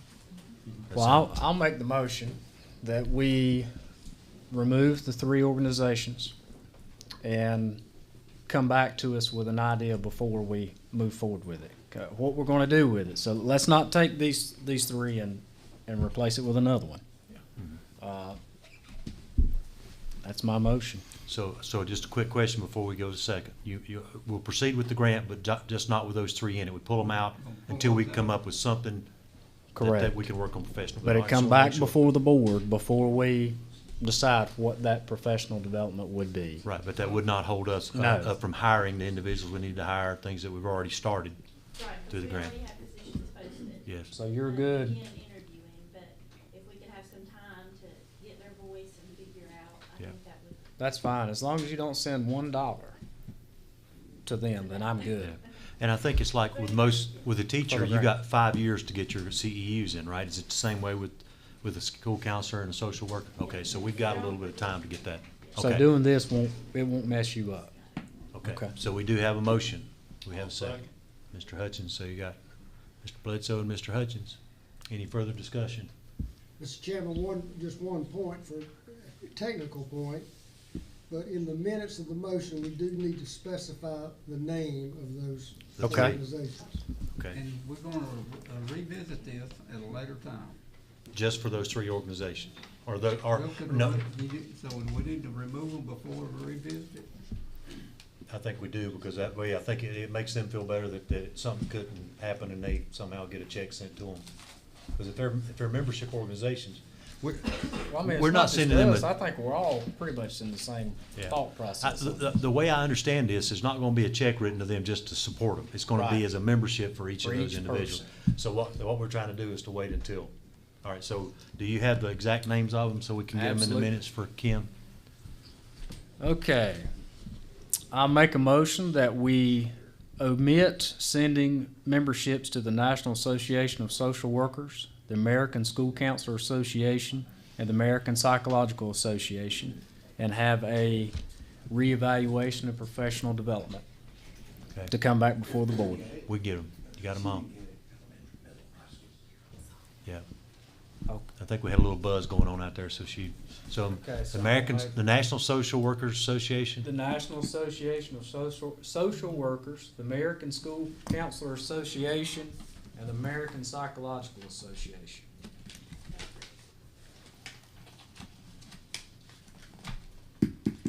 Okay, so we got that, you good, you got the motion? Tony, do you concur with the second? I do second. Okay, so we have a motion and a second. Does that satisfy, you think, Yes, sir. Mr. Johnson? All right, any further discussion? All those in favor, say aye. Aye. Any opposed, no? Thank you. We good? Thank you, ladies, and I really appreciate y'all being here because, you know, we sit up here a lot of times. Now, we're out in the schools every day almost, but we sit up here every month and we make decisions sometimes. We don't know all the facts, but having you here and telling us what's going on in the schools and what you need. And we know the need. We know the need for mental health. Thank you very much for being here. And more importantly, thank you for what you do for our kids every single day and our families, because we know you're working with them just as much as you are with the kids. Thank you very much. Okay. Let's see what we Yep. Chairman's report next. Okay, I'll try to go through this really quick. It's been a busy month. Again, you know, we talk about just being here on Monday nights, first Monday of the month, but just to give you a sort of an idea of what board members have done this month, and extremely proud of our schools and what they're doing. And I know Dr. Reeves will cover some other issues. But just this month, we've had the Battle of the Books for elementary schools and middle schools. We've had the Prize Patrol for CTE credentials, and well, I guess credentials is the best way to put it, at East Surry and Surry Central, and we'll have North Surry later. I actually attended the meet and greet with the Dobson Town Manager to thank him and their board for the help they did with our SRO. Had a curriculum meeting. We'll talk about that in a minute. TJ and I were there for the chartering of the middle school FFA. It was an amazing event. I got to tell you, the buttons, I don't see how in the world the buttons stayed on his shirt. With Seeley there, and we got some great pictures, and it was amazing. Proud Daddy Day. Yeah, I bet. You should be. That was amazing to see all those young kids. Math counts, I believe that happened last month. And I have to tell you, if you get a chance, if you have Surry Communications, Surry TV, I watched it last night. I got a chance to go. My granddaughter is in the Surry County Honors Chorus for elementary schools. Oh my gosh, what talent. I got a chance last night to watch them on Surry Communications. If you get a chance to watch them and watch the depth of their talent after one day's practice, it was amazing. I had a chance to do that at Franklin Elementary. And then tomorrow, of course, like we're talking, we're going to take a little trip to Raleigh and see our representatives. And then on Friday, we'll start our budget process for next year. So that's always a fun exercise to go through. So a lot going on. Appreciate our teachers, appreciate our counselors, our administrators. This is a big corporation to run. It really is. And y'all do so much every day. Thank you for everything you do. That's all I have. So. Thank you, Mr. Badgett. You know, we started the discussion tonight talking about test scores, but I think your comment about honors course, I believe that's something we should be measuring. Saturday night, I had the opportunity to go to the North Surry production of Zombie Prom. It was held at Meadowview. I was really blown away with the talent that our students displayed. Shouldn't have been, but what I was really impressed was the amount of choreography of the whole program. It was a musical. I don't know how many songs. Kids did not miss one line. There was even a stunt in the production. It was really, really well done. Something that our community, parents, grandparents were extremely proud of. So my hat's off to Sarah McCraw and those students at North Surry High School with the production of Zombie Prom. I want to again thank the town of Dobson. We have added an additional SRO officer thanks to the town of Dobson. Their town commissioners voted to put a full-time officer at Dobson Elementary School. They're advertising for that position right now. So when we started the school year, one of the goals was to put an SRO in every single school. So we're not there yet, but I can tell you we've gone from 2 elementary SROs to 7. Just from August to now. So we've got 3 more from the grant. We've got 1 from Pilot Mountain and 1 from Dobson, and I think that's we're making progress. Really excited about that. Excited about our legislative visit tomorrow. Look forward to taking a trip with you to Raleigh and meeting with Representative Stevens and Senator Settle. We've got our budget retreat on March 10th. That's going to be an exciting day. Come locked and loaded. Audra's worked really hard on a presentation. I know she's going to do a great job. We've got the Piedmont Triad Signature School event on Thursday. If anyone wants to go with me, we'll be going to UNCG to recognize Pilot Mountain Middle School as the Piedmont Triad Educational Consortium Signature School. This is a great event. All of the school systems from the Piedmont Triad will be there, recognizing 1 or 2 schools. The larger school systems will be recognizing 2 signature schools. And so it's a nice event, a nice breakfast, and short videos that really highlight the principles. So we'll be taking Miss Anderson and her school improvement team chair. Really excited that we've got 42 students participating in HOSA conference, and we've worked really hard to work on our Health Occupation Student Association, both middle and high school. You mentioned FFA and the beginning of that middle school FFA program, and so our middle school HOSA clubs are working really hard too, because when we look at healthcare and when we look at jobs, we need to be growing our own nurses and doctors right here at home. So lots of things that have happened this past month, but really wanted to bring out those highlights, Mr. Badgett. Great, thank you very much.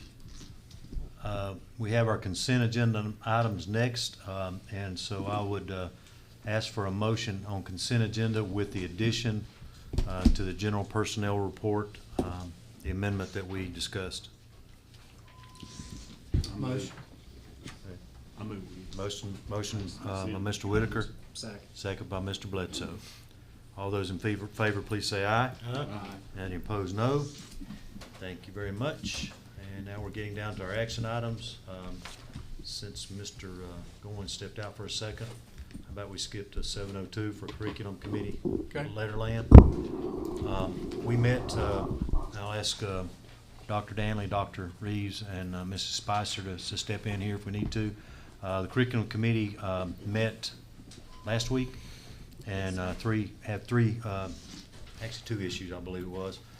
Letterland, the quote that we've received in a research study, we wanted to discuss. This is one of those tools we had talked about earlier. It's going to help us make up that difference to where we need to be.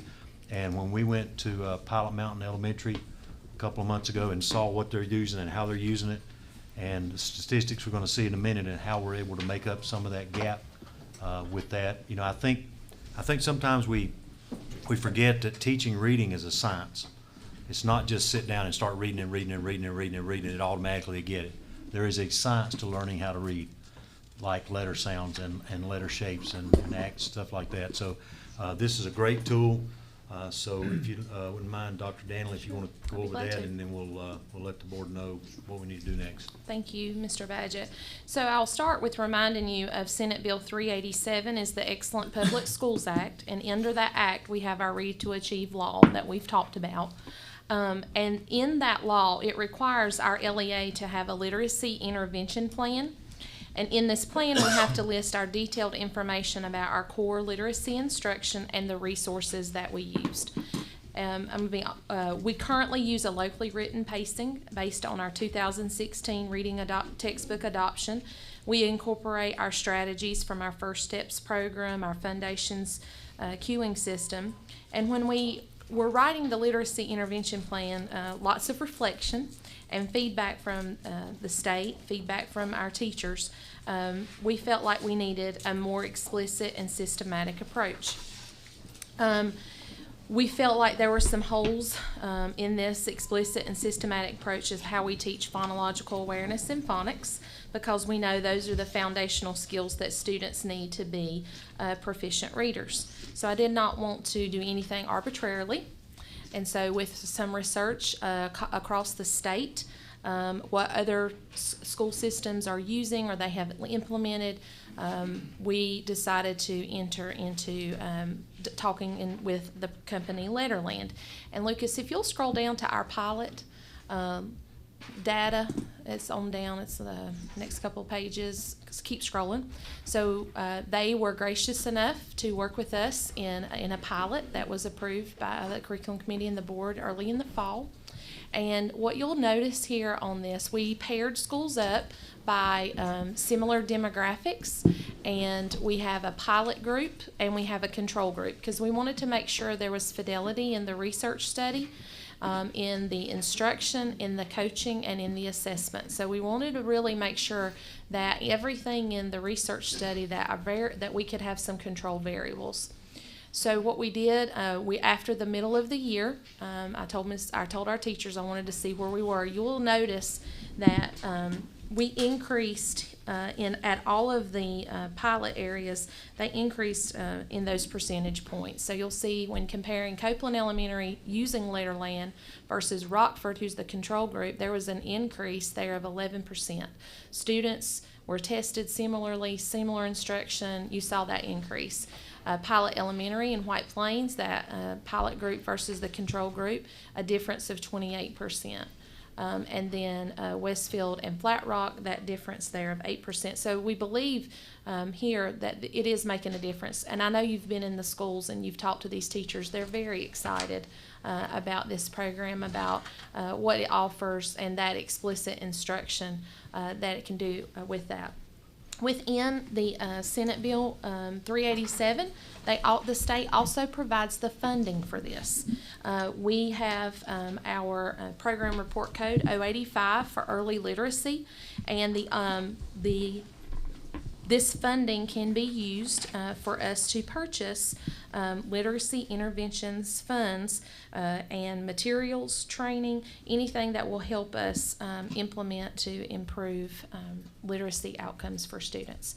So we come to you tonight for your approval of this quote.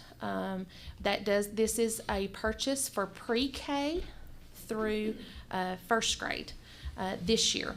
And what we will do next year, as we continue, then we would expand to second and third grade. This does include training. We are always thinking about what do we do sustainability. You've heard us talk about that. So we'll have trainers. We'll have some of our teachers trained as trainers, and be able to. Our goal is to be able to implement and start this in August when students come back. Okay.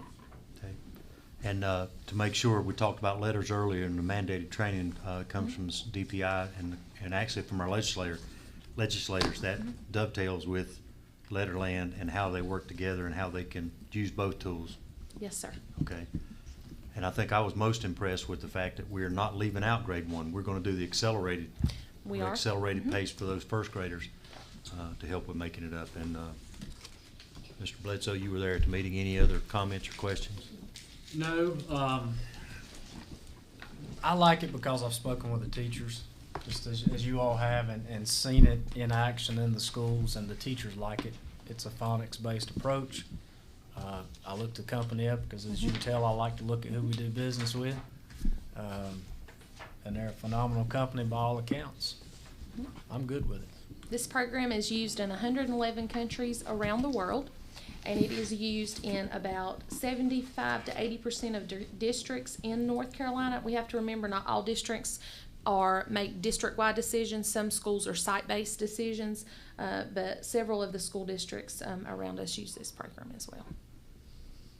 I think it's interesting. A lot of us in this room, and we even talked about it at the committee meeting, a lot of us in this room learned to read through phonics.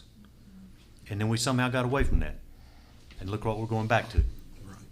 So I like it because of that. That's the way I learned, and I think that's the way my kids and grandkids learn best. So, and then I think Mr. Johnson, we have the other sole source letter that has to go with it because of they're the only licensed dealer for this product. Okay, so that takes care of us legally. So, any other questions or comments? Yes, sir. Comment. As a parent of a 6-year-old at Westfield Elementary, who started out the year trying to figure out a, and the, and a couple of other little words, read to me a book the other day after going through Letterland, read to me a book and started to explain to me about how the moon affected the tides. And I like to fell out. I just never thought she would have moved that far that fast. I love the program, and how much do you need? That much? I can't see it. Well, it's 71,675, but I will say that our administrators have done a phenomenal job of making sure we have the money available. So I think you said we even kept some to make sure that we could afford it this year, and it came from the legislature, so the money is already in the budget. It's not anything additional, but we have to approve. We have to spend that, and we have to spend that money by June 30th. So okay. That's adding it back to the other schools that we were using. We will have it in their hearts. Yeah, in all of our schools. And that was the other comment at the meeting. This is we've got it in 3 as a pilot. This puts it in all the other 8 elementary schools. Okay. Dr. Reeves, was this being used in Flat Rock? It was different. Okay. Yeah.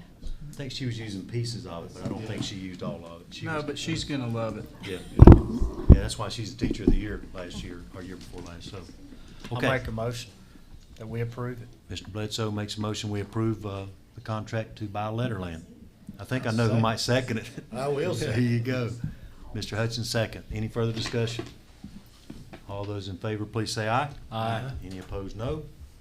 Thank you very much. And then the second one, curriculum committee, this is a little more of an information, but we still need to, again, both of these issues were brought before the curriculum committee and were unanimously recommended.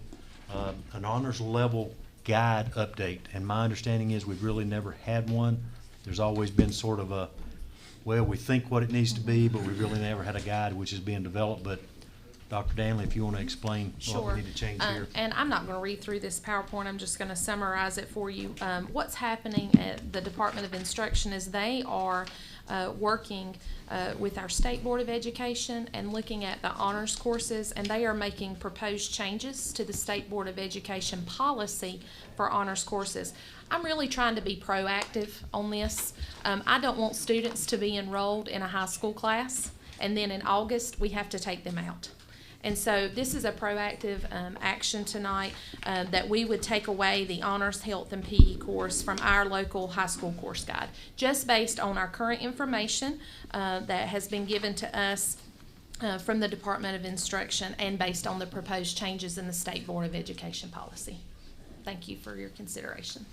Thank you. And we will see, we think, in the summer, maybe a more Hopefully defined a list, plan for defined plans, what constitutes honors, what doesn't. Yes. Okay. So what they're going to put in that, Mr. Badgett, in that honors course is kind of like a rubric checklist is what we are anticipating. They'll give us about a year to improve and look at what we're doing locally, but looking at that to make sure that there is acceleration of the course of study, differentiation, enrichment, and extension, all the while making sure there's evidence of our literacy standards applied to all coursework.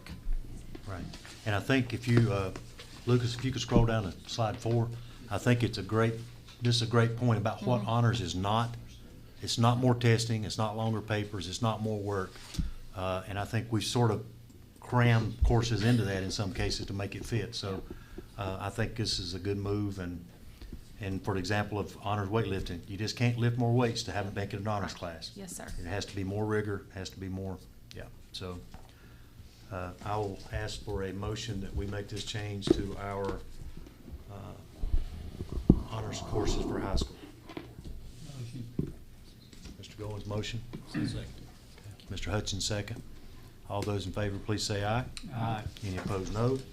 Thank you. Now, we're going to get back on track, I hope. Mr. Goins, our auxiliary committee. Yes, the auxiliary committee met to talk about a program with enterprise vehicle rental replacement plan. Turned over to Mr. Hardy. Good evening, Board. Thank you for letting me be here tonight.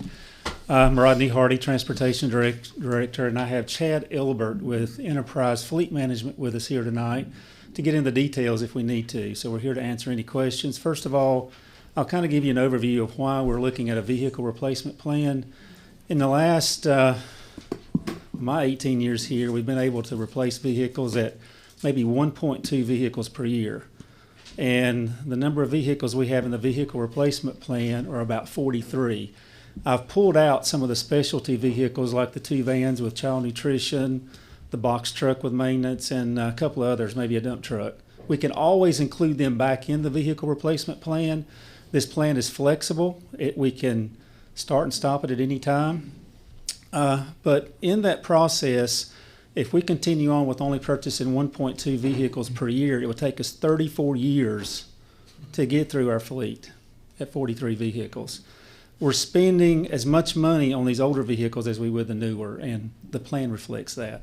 So that's kind of the overview. We were called into another little piece. We were called by the county of Surry, the local government here, back in 2019. Donna Bryant and I were asked to come and meet with the county because they were considering this plan. And I think they adopted it in 2019. And I think it's very successful.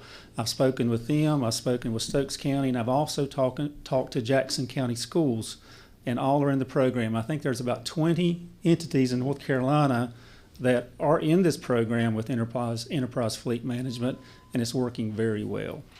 So, Chad, if you want to come on up and take any questions, if you guys have any. We've run this through the Auxiliary Services Committee twice, And the reason we did that, Miss Bryant left, of course, a little over a year ago, and we were right in the process of bringing this to you, and then we got a new finance director. So we wanted Miss Chilton to get her legs underneath her, and then we presented it to her to talk about the capped outlay money and all that good stuff. So that's why it's taken us 2 years to get here, because we entertained this back in February of 2021, I think is when we started meeting with Mr. Elbert here. Okay, we have any questions? Will the vehicles be purchased, if possible, locally? Yeah, you have the opportunity to order, direct from manufacturer. We can go through state contract dealers, and we can also use local dealerships here in the community. Okay. And we're okay with putting bow ties on the front of all of them, is that correct? Ovals? I had to say that just for him. Yes to all the above, yeah. So basically, the 43 we have right now are costing us as much to maintain as it would cost us to buy new ones, have more reliable, better vehicles on the road for our people that are using them every day. In essence, yes. I mean, after we get through that first cycle is when you're going to see our costs really drop. When we get to year 6, once we cycle through, that's when you're going to see the most savings. Have you got the slide where it showed us the savings after the 6 years? I think Which one is the summary? I believe it's in this presentation. If you scroll down a couple slides. I just want this for people that are here and people that may be watching to see that the savings that the county will see. Yeah, one more right there. Yep. You can blow that up a little bit. There it is. 126,000 over 6 years. Yes. To have newer vehicles. Yes. That this doesn't have the EVs built into it. It does correct? not. Right.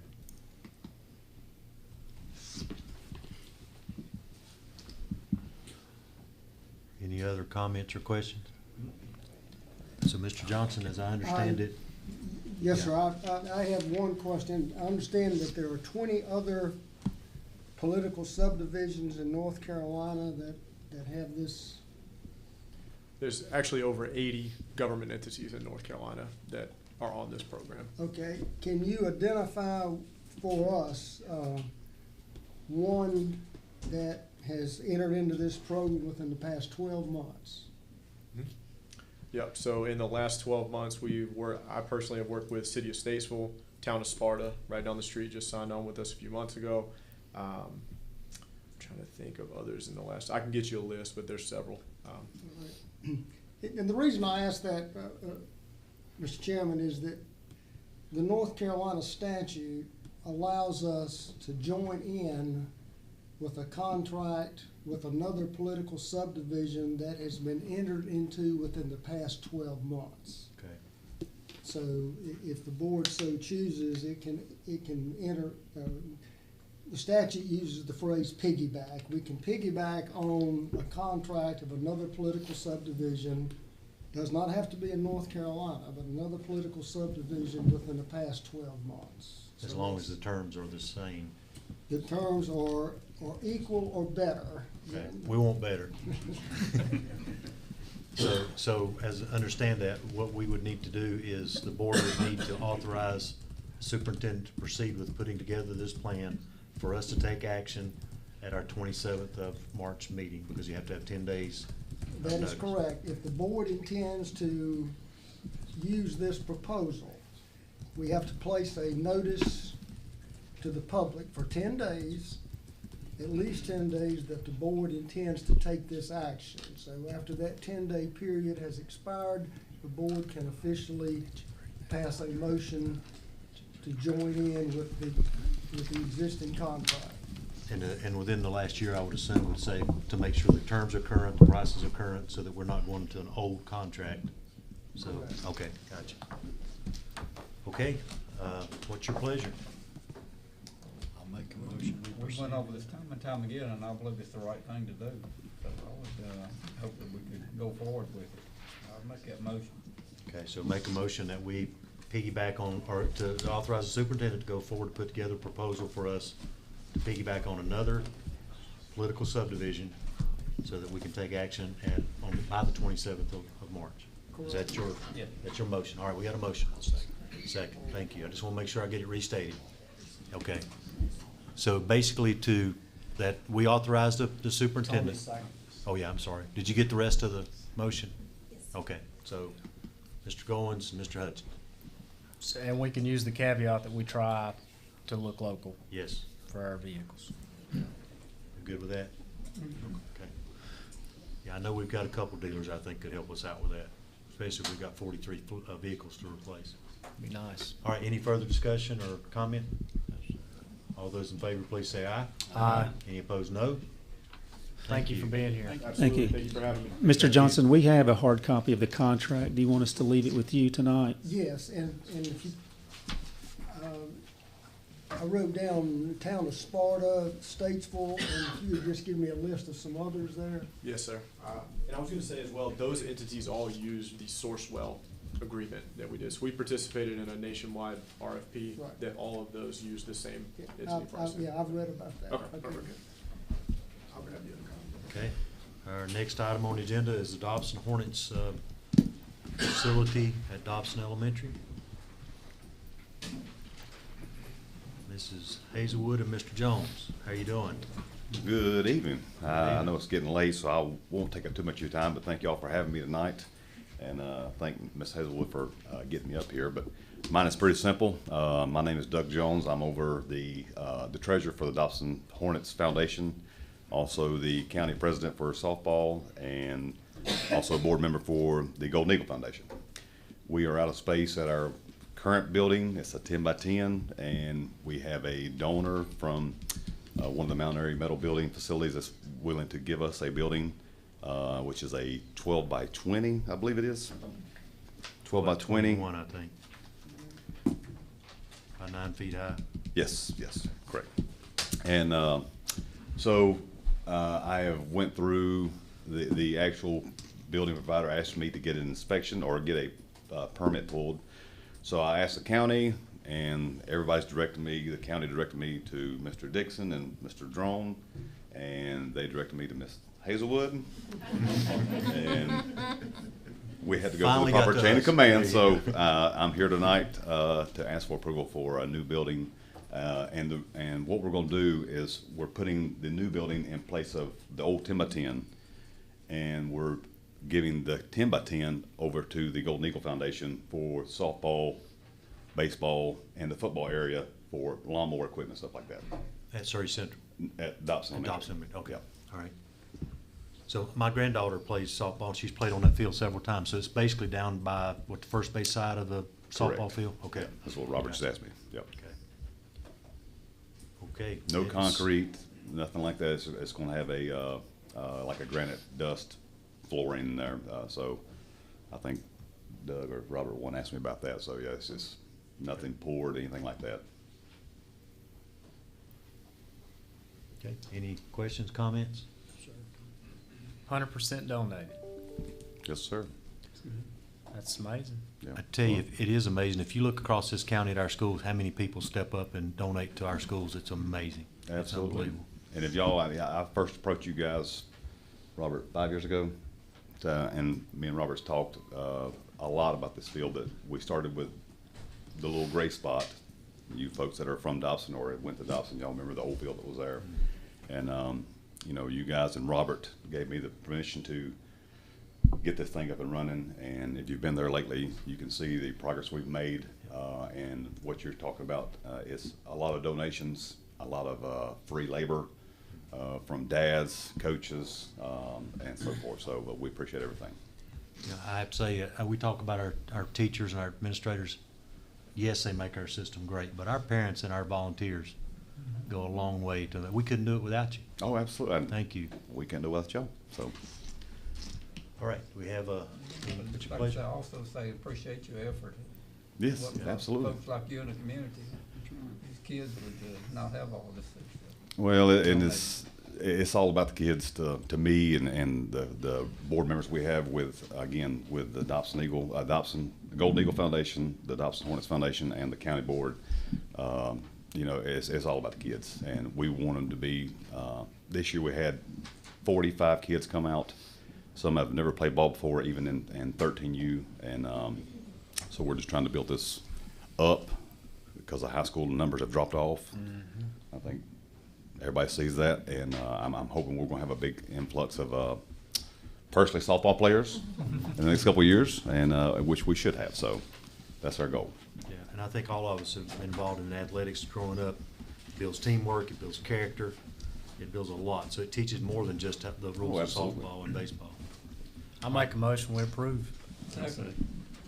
We got a motion, a second, a third, and a fourth. How does that sound, Kim? Mr. Hutchins, Mr. Whitaker? I'll make it fifth if you want to. Okay, we will. So just as part of the discussion, I know this is probably not a smart question, but I'll ask anyway. Mrs. Hazelwood, you good with this? Yes, sir, I All right, I knew the answer, but I had to ask anyway. All right, all those in favor? Please say aye. Any opposed? No? Thank you. Appreciate you doing it. Thank Look you all. forward to coming out and seeing it. Absolutely. It'll be up. Thank you. Thank you. Thank you for your time. Mrs. Chilton, you've been sitting back there patiently, but we got to talk about a budget amendments, the most happy and exciting thing we do tonight. I will be brief. Okay. You have amendments for State Public School Fund, Federal Grants Fund, and Special Revenue Fund. They're all pretty straightforward, and if you have any questions, I'll be happy to answer them. Question?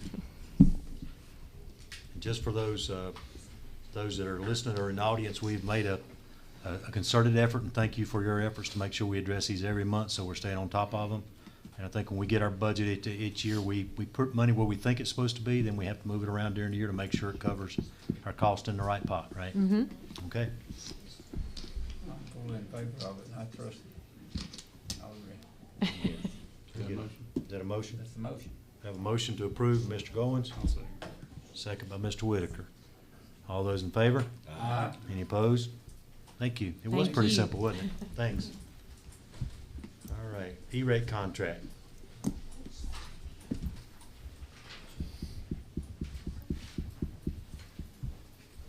Well, good evening again, board members. I hope you guys are doing all right. I'm coming to you requesting approval for the next phase in our E-rate contract, which is federally funded. This funds go to support connectivity within our schools, so switches, wiring, et cetera, wireless access points.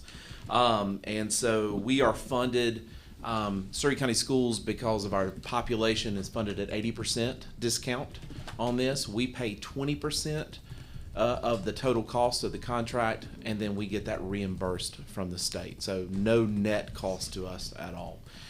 But we do need to expend the funds to make this happen, so that's why I'm coming to you tonight to ask for approval for that. So does the U.S. allocation, they pay their part, and then we pay the difference, and the state gives it back? So we don't Yes. pay the total amount? Right. Okay. That's correct. Gotcha. Do we have any idea how long till the state sends it back? 073 funds are allocated, is that in like September, something like that? So it may be September before these funds drop for this particular, it's sort of this ongoing rolling thing. For example, our WAN, our wide area network, that's constantly ongoing. We pay, then we get reimbursed, then we pay, and they get reimbursed. So it may overlap a fiscal year transition, but that's pretty standard stuff. And I'll ask the same question I ask you each time. Sure. This will help improve our security, cybersecurity, correct? This absolutely will. Good. Updated equipment, not end of life. Continue to get support from the company. So that security updates, they find a bug, they patch it, we roll the patch out and keep everything secure. Thank you. Mm-hmm. Any questions, comments? What is your pleasure? I move we proceed with the update. Mr. Whitaker? I'll second. Mr. Hutchins, second. Any further discussion? All those in favor? Aye. Any opposed?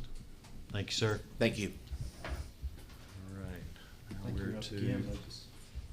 summer painting bids for Dobson Elementary, Mountain Park Elementary, and East Surry High School. Good evening, board members. Good evening. Several years ago, when Dr. Bledsoe was the superintendent, she asked me to develop a painting schedule for our 18 schools. So I did that, and over the years, as the coffers would allow us to, we have went in and painted a school entirely. So this year I bring to you two proposals. Dobson Elementary School, with the Phase 1 renovations, we were able, of course, to paint everything and upgrade everything, with the exception of the 1990 office building. So we're requesting approval to paint that building, as well as the office building, which was constructed in '96 at Mountain Park Elementary. So I ask for approval of those two. And then last, East Surry High School's field house we had to put it on hold last year due to shortages in industrial enamel paint that was to be used on that project. So we're bringing that one back to you for approval. So I'll be happy to answer any questions you may have on the three proposals that in your board packet.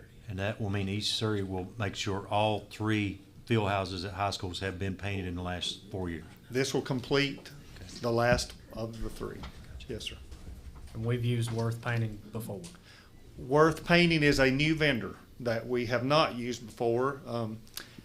I've known Daniel Dollyhigh. He is the owner. He is a longtime employee of Sherwin-Williams that went out on his own about 5 years ago and created his own contracting business. He approached me last year and said, if next time we do a project, he would like the opportunity to bid. So I gave him that opportunity, and I asked for references for his company. Got some very good references. One from our local county government, Jessica Montgomery, has used him on several painting projects for the Surry County. Also Winston-Salem, Forsyth County has used them, and he's done several large-scale churches in the Winston-Salem, Clemens area. So all of his references gave him high marks, praise. So I love it because he's considerably cheaper. Well, I think you'll find it sometimes with new businesses, right? They want to get their name out there. They want to do good work. He's building He's building his business. That's for sure. And he's local. Love that. I'll make a motion to approve the three bids. Mr. Bledsoe, Mr. Goins, any further discussion? All those in favor? Aye. Any opposed? Thank you. And while we got a minute, I want to welcome Mr. Dixon as our incoming Director of Maintenance. Looking forward to working with you. You got some fans in my building. I have HVAC and my apprentices down there at Surry Community. Big fans. So thank you. Looking forward to transitioning him into this. I didn't want to say into that. this role. I didn't want to make it sound that way. Tried very hard to get him to do this tonight, and he said, "Why don't you do it one more time for me, so I can watch you and see." So you see why we hired him? Look how smart he is. He got you to do it one more time. But I thank y'all very much. Thank you. Appreciate it. And we do have our schools on rotations, right? So we know we can't do all 19 of them in 1 year, so we try to get them on a rotation basis. Yes, sir. That's correct. Okay. Thank you. Okay. Next I have is Mr. Atkins on high school computers monitors for CTE classes. Something near and dear to my heart. Absolutely. Having sat in those classrooms for several years. Good evening, board members. Each year, as part of our budgeting, we have CTE labs, computer labs, and a lot of our different CTE courses require those, such as Project Lead the Way in middle school. We have business labs in middle school. We have Adobe/digital media labs in high school. This year on our rotation, it's time to replace the Project Lead the Way machines at North Surry High School, Gentry Middle School, and Pilot Mountain Middle School. So I come to you tonight to ask you to approve the purchase of those machines for those three labs. And you can see here, Mr. Gillespie gathered the quotes for me, and we ask you to approve the quote from CDWG to purchase those machines. And 71 units, plus the monitors and everything to go with them. Yes. Okay. see the Make a quotes? motion, we accept the bid. Mr. Hutchins, motion. Second. Second by Mr. Bledsoe. Any further discussion? All those in favor? Any opposed, no? Thank you very much. Thank you. That was easy. All right, so Mrs. Parks for Franklin Elementary and Pilot Elementary mobile tables and stools. Yes, good evening. Good So evening. tonight, I just want to come to you and ask your permission to purchase 2 sets of mobile tables, one for Franklin Elementary and 1 set for Pilot Mountain Elementary. These are for the dining room cafeteria, in the cafeterias. And we are proposing to split the cost between local funds and school nutrition funds, which are federal funds. And the Franklin project will be, the total for those tables are $43,221.58. And then for Pilot Mountain, a little bit less, it's $38,671.94. And I've included those quotes. Both of these are on state contract. This is North Carolina State Contract 420A. And they're also allowing us to use the 2022 contract pricing instead of 2023 because I got the first quote in October. So I thought that was good because they have gone up. And we like to have these tables with the connected stools. They're just a lot easier for cleaning. They don't require as much effort as far as picking up 15-pound chairs every afternoon to sweep and mop, and also for the custodians to buff the floors and to wax the floors. So just a lot more efficient in our facilities. And we're trying to replace them in all the schools, but you can see by the price that that's kind of a hard thing to do. And so we're just trying to take a few projects at a time when we can. So does anyone have any questions? What kind of age do we have on the existing tables and chairs?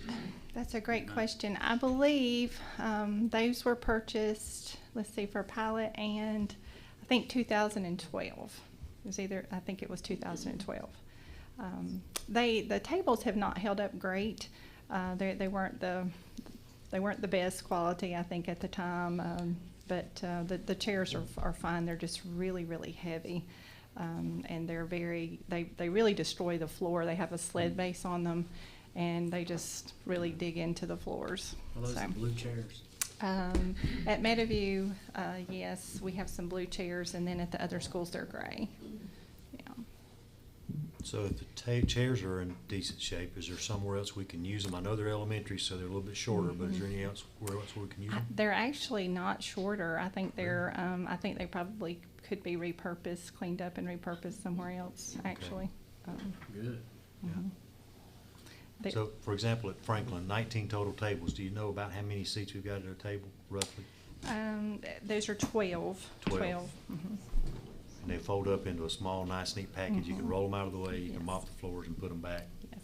Yep. Makes it with so that- much easier. So much easier. And it also, I know this is near and dear to Mr. Weishart, but like workers' comp issues, and we've had several folks have back problems. And, when you're doing that every single day, and, a lot of our folks are, we're all female dominated. And so it's just a lot to put up 250 chairs every afternoon and to try to get all that done in the time because they only work 6 hours a day. So it would be a lot easier and better for our employees as well. And I especially like the way you've worked together to be half on local funds and half on school nutrition funds, sharing it to make sure we can do it. Absolutely. We appreciate that as well. Okay, any other questions, comments? Okay, can I get a motion to approve the purchase?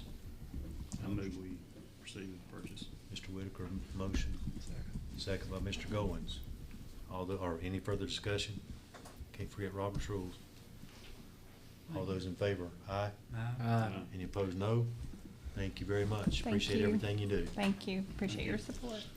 Okay, I have, I don't see anything under 710 personnel. There's nothing to review at this point. Is that true? No, the personnel, we have, policy 4130, where Mr. Johnson had recommended that we not change our language contrary to PLS coming out. So Policy 4130 will be to where if we have a non-domiciled student moving into the county, we're leaving it with Dr. Reeves to have the authority to allow that child to come in if we have space. And the way it's written is if they don't agree with that, then they can still appeal it to the board. They still appeal to the board, Right. but this is not going out. This is just non-domiciled students coming in. So it will remain the same, and the I don't have them in front of me, and all this paperwork, I've lost them. The policy updates from last meeting that we presented to the board that we're going to stay for 30 days for any comments or review. We'll need to have a vote to take action tonight. Okay. So we've got two different items on the agenda, so let's take that first one about policy 4130, incoming students that want to transfer in that are non-domiciled, that don't live here. Any comments, questions? All right. Anybody would like to make a motion to approve that policy revision? I'll make a motion. Mr. Hutchins' motion. Second. Mr. Bledsoe, second. Any further discussion? All in favor? Any opposed? Thank you. Now, Here we go. now we've got the list from January that we wanted to make sure everybody had a chance to review. You want to go over that? Or- Yeah, well, just the highlights of it, that it removes the COVID-19 language at the beginning of the policy. Code of ethics for board members that we are required to comply with the board policies just like anybody else. Everything else is pretty much boilerplate. It added the word football to, let's see, it added the word tackle in football. Sorry about that, Mr. Vine. But everything else was pretty much just standard requirements of the state. Nothing out of the norm. Okay. Any questions or comments? Mr. Badge, I would like to make one comment on the child nutrition program charge policy. Given where we are currently in the school year, knowing that some students may have charges that would exceed what this board policy limits, what I would ask the board is that we implement the charge policy beginning in August, brand new, and then kind of continue our same course of action from this point to the end of the school year. Are you okay with us doing that? We have any questions on that one? It has been a difficult year with Yes. starting back with charged lunches and breakfast again. And Ms. Parks, I think you would agree that's the best course of action? Yes, it is. It would be very difficult. Yes. So we will stay with the current policy of charging, and then we will change it in August. And we'll communicate that to principals at our Wednesday meeting. So we need to make a motion with that amended. As long as it's understood and you're okay with that, I mean, I think that's fine, Mr. Johnson. Board can instruct the administration to not implement that policy until the next school year. Sounds like we just did that, right? Is that your motion? That's my motion, it's Exactly what he said. Got that, Kim? Okay, good. I'm glad I don't have to restate it. All right, do I have a second? Second. Okay, Mr. Whitaker, second. Any further discussion? Not. All those in favor? Any opposed? Good, not opposed.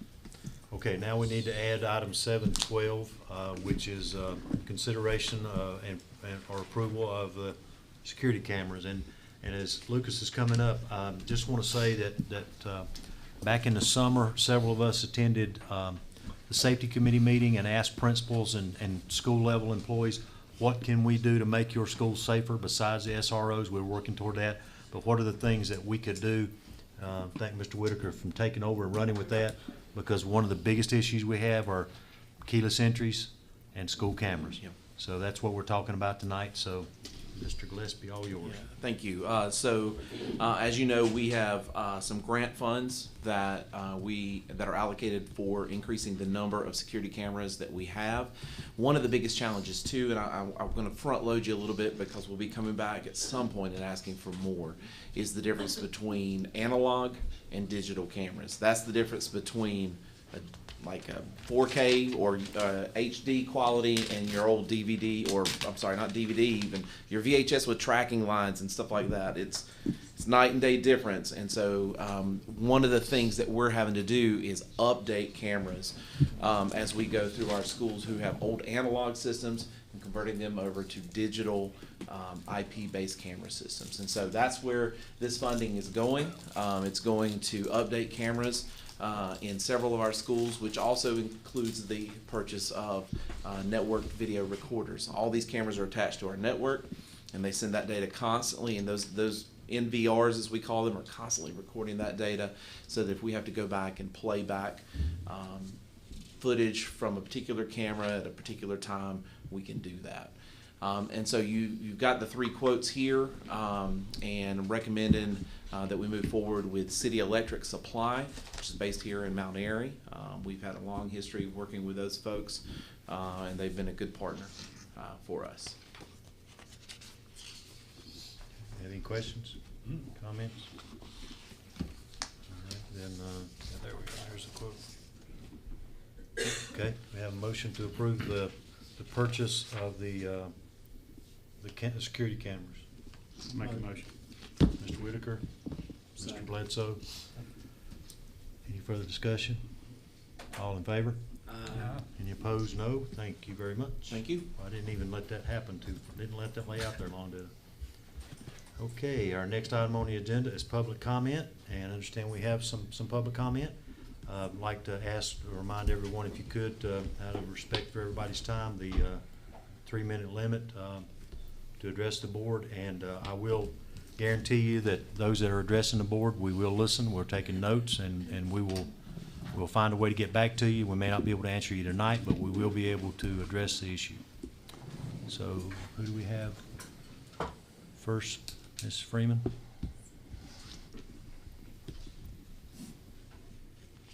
Trying to get our timer ready. Yeah, Google's being straight. I've got you right here. Okay. Sharon Dawson.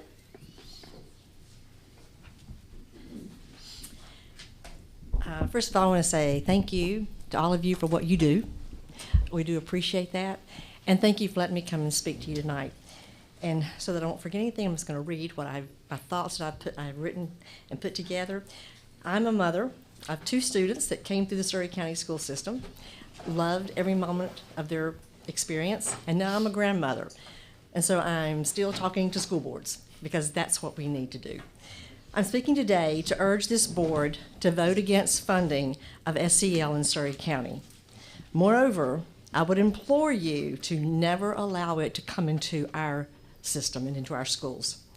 SEL is partially a rebranding of CRT, so I'm going to speak to that specifically.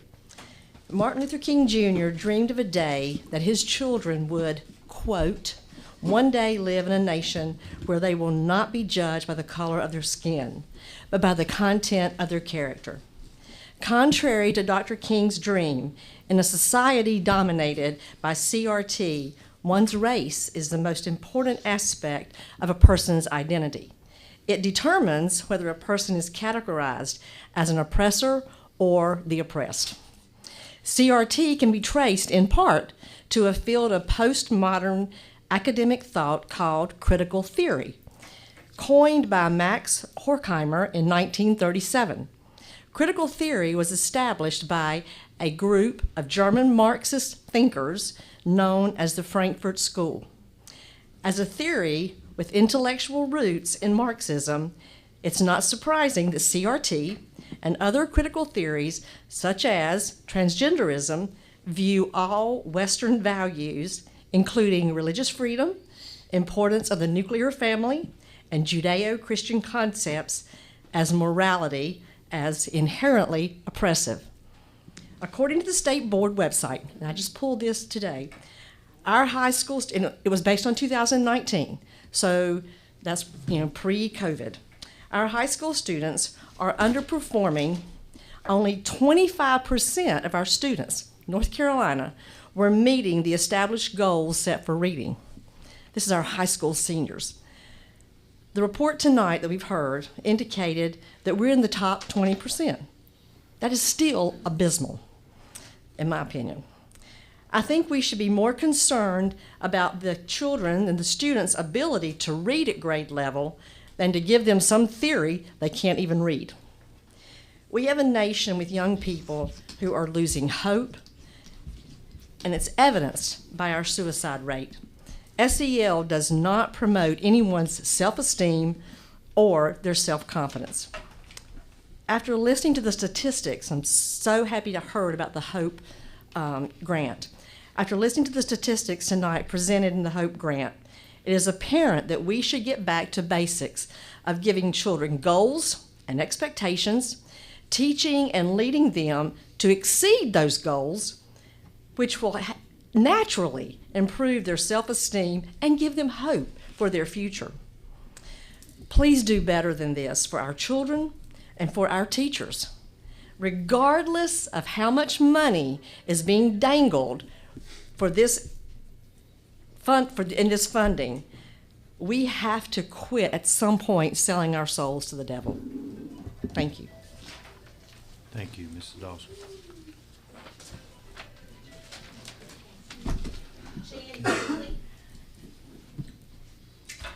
Good evening. Good evening. I'm going to read too, so we can go pretty quick. My name is Jan Yoakley, 604 Pine Street, Dobson. I'm excited to speak today about an exciting technology that literally walked into my office within the last 2 weeks and met with my colleague, and she's the director of North Carolina Military Business Center. The client's name is David Greenoff, who is the CEO and founder of US UV Clean. The tagline for the company is "Returning Our World to Normal." US UV Clean LLC is a patented, innovating lighting technology system that stops the spread of airborne pathogens and destroys microbes from inside out with a 99.9% effective rate at 1/13 the cost of an improved ventilation. And I remember I spoke with you guys and sent information a couple years ago about cleaning up our ventilation systems with the COVID. This lighting for air and surface disinfection systems are already being used in South Carolina schools, hospitals, and universities. Emory is the university that they have it at right now in North Carolina, and would be greatly beneficial for our Surry County schools. And just a little background about David Greenoff. He was in our office, and just an everyday guy like we are. He first learned about the UVC while serving in the United States Air Force as a munitions system specialist in 1992. I knew Dale would smile on that. At the time, the U.S. Air Force was using UVC to sterilize the areas where missiles were built and stored. It would be nearly 20 years later before he would encounter UVC technology again, when his brother would receive a kidney and pancreas transplant at Duke University Medical Center. Thankfully, the experts at Duke utilized UVC to disinfect their rooms, and David's brother was able to recover fully from his surgeries. So the UVC lamps in educational settings can be used to disinfect classrooms, laboratories, restrooms, and other areas that are frequently used by students and staff. UVC lamps may also be used to disinfect air and water in these settings. The use of the technology that I'm specifically referring to, and I have information for you, is called the UVC 222NM lighting units technology, and can be especially effective to eliminate all variants of COVID, MERS, staph infection, H1N1, mold, influenza, pink eye, and many other viruses and germs. This company is contracting with the federal government and military entities to simplify sanitation, ensure health, and promote the proper well-being of those in and around our communities. So with a 99.9% reduction of pathogen transmission, I would encourage you all to schedule a meeting in the very near future with the CEO to discuss their products as a remedial and an effective approach for our staff and students. I have brochures and David's business cards that I want to share, if it's okay if I can approach. And it sounds like Tony may be the one for this, since he's, Buildings and grounds. Yeah. He'll share them with us. Thank you. Yes.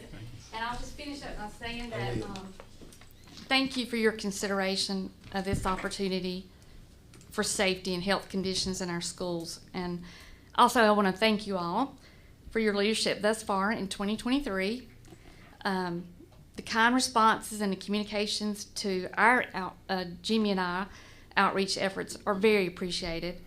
And as parents and grandparents and concerned citizens, we genuinely want to work together for our children's future. But thank you all, and good night. Thank you. Thank you. Jonathan Keener.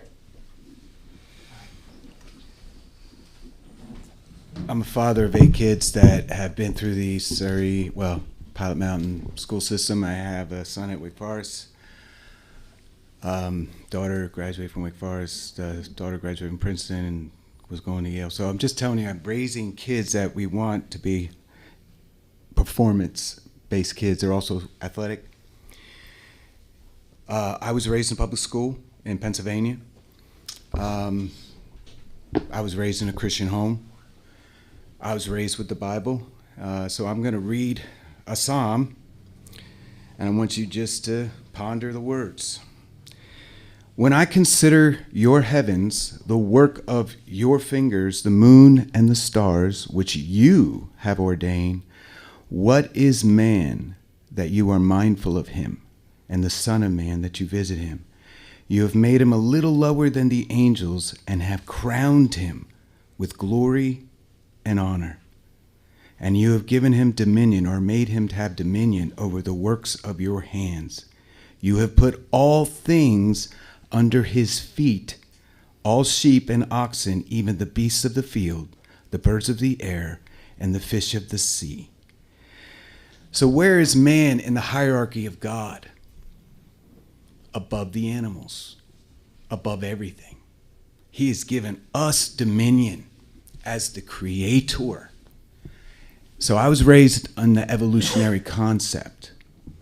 And I predicted 30 years ago that by the time I was this age, almost 6 years old, that evolution would be debunked, and it has been by scientists, top scientists. There's a letter out there, 600 PhD scientists saying that we have to no longer abide by the Darwinian theory of natural selection.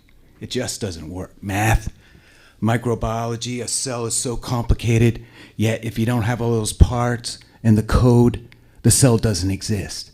There has to be a creator.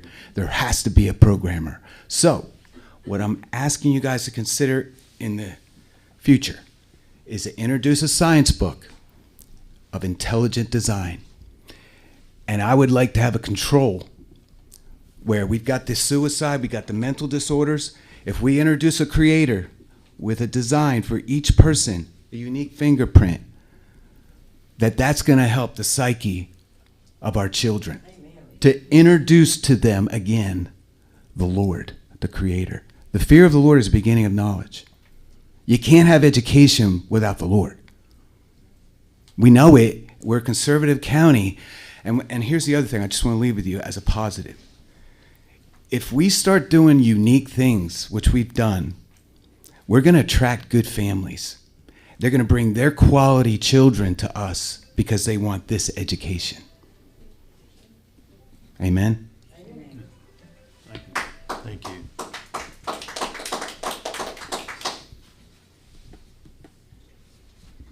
Thank you, everyone, for being here tonight presenting. It's been a few months since we've had any public comments, so it's nice to hear it. Thank you.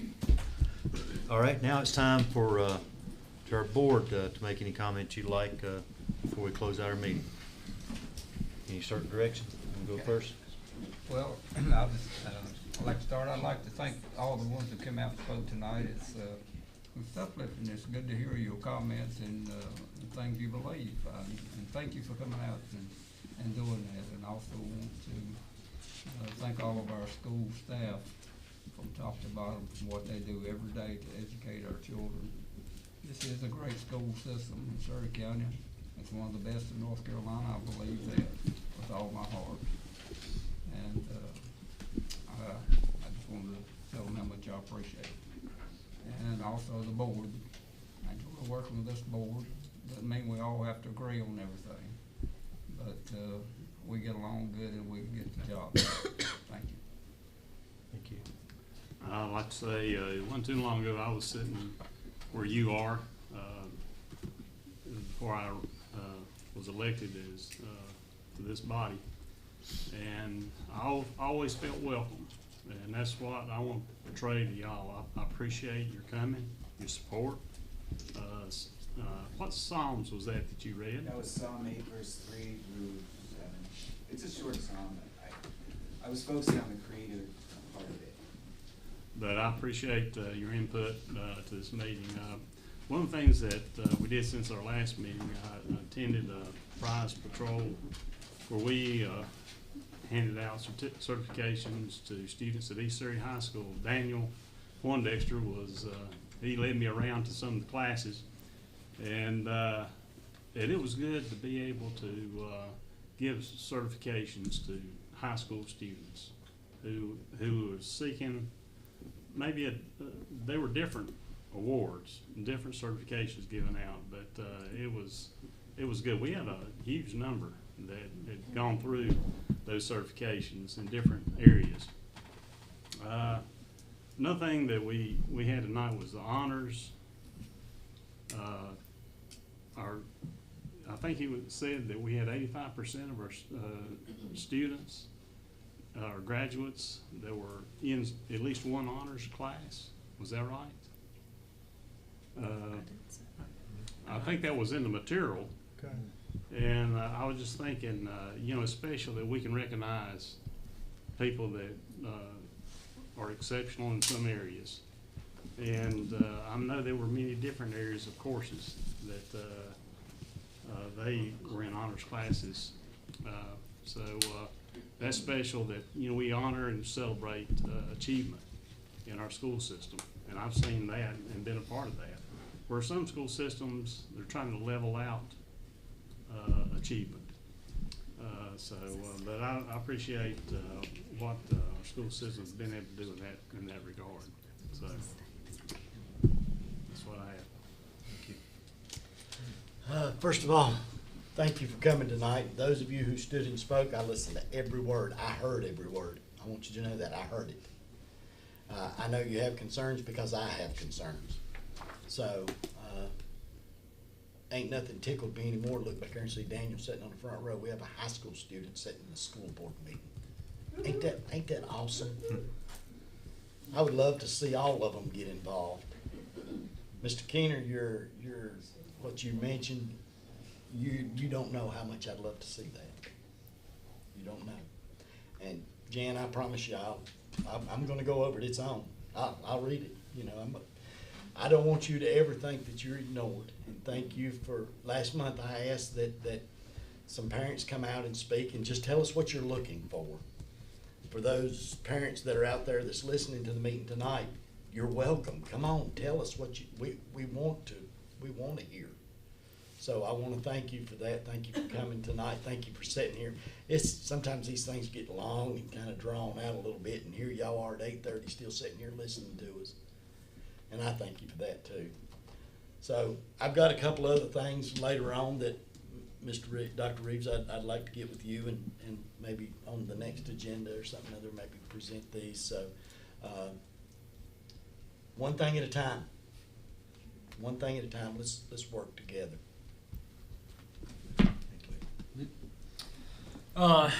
Couple things that I was at this month. Mr. Badge, as I mentioned earlier, the FFA charter ceremony for middle school. I'm an ag guy, and that to me was it was awesome. It was awesome. Thank you to the school system that have not a lot of middle schools in our area have agriculture, and for the foresight to have that. Only thing I ask, we need at least one more ag teacher in the county. But man, it was awesome. I was in Smithfield, North Carolina on Saturday for a show and had people from FFA on the state level there that were talking about Lauren Murphy and our FFA program that started up here. So it's great things happening. Read to first graders at Rockford Elementary School last week. That was awesome. I really enjoyed that. Mr. Badgett was there as well. I gotta tell you, them are the hardest books in the world. The Cat in the Hat and all those, it's hard Yeah. to read those books. And they'll let you know when you mispronounce something. Exactly. That But, corrects you. I really enjoy doing that, and I know that I say this every month, but I'll continue to say it, and that's thank you to the staff. The staff of this school system, you continue to excel in a difficult time. And we know that you're here for the love of the profession, and thank you for that. To the parents, continue to be involved in your child's education. Don't be a hands-off parent, be a hands-on parent. Know what your child's got going on. And know that the teachers that are in our school system have nothing but love and compassion for your child. Every one of them. I believe that with all my heart. Know that I'm available at any time to any of the citizens if you need to ask a question or talk about something, because I work for you. I'm voted in by the citizens of the county, and I work for you. The staff works for the board, and we all work together. But again, just thank you. Thank y'all for being here. Mr. Poindexter, thank you for being a high school student involved and interested. Thank you for that. That's all I got. Thank you. So before we go to the announcements, just real quick, I just want to say thank you for all of you that have come out. Like Mr. Hudson said, 8:30. Hey, it's a lot better than last month, right? We got out here at 11 o'clock. So appreciate y'all being here. Thanks for your input. Please stay involved. We want our parents and our citizens in our schools. That's where they belong. That's where we'd like to have you at. These schools belong to all of us. It's not just this board, not just the staff. I would ask that sometimes we get caught up lumping our school system in with others that may not do things as good as we do, or doing some things that we don't want to have done, and we've talked about it. So what I'd ask is if you hear those buzzwords or those acronyms, go to your school and ask about it. Find out what that means. Because I'll just say SEL in Surry County does not mean the same things it does in Raleigh or Wilmington or Greensboro or goodness knows Charlotte. So just I would ask that you give us a chance and let us tell you what it really means. The last thing I wanted to say was you were talking about the prize patrol. If I remember the numbers right, well over 50% of the student body at East Surry and at Surry Central High School received a credential. That is amazing, and I think we're going to see the same numbers at North Surry when we go later this week. And I want to give you just a quick fact that it's not so much the numbers, but it's the focus of our school system. 48% of our juniors and seniors in the Surry County school system are taking college classes at Surry Community College. 48% of our high school students. And I want you to know it's not just English and math and psychology and history, which my kids took when they went. I teach construction and carpentry at Surry Community. I have 17 students in one of my classes. 9 of them are high school students. 9, half. And 4 of those kids are taking a full load. Their classes for high school are my college classes, and they're getting dual credit. So I'm just real excited to see the trades getting into our colleges, and we're seeing HVAC, construction, electricity, auto mechanics.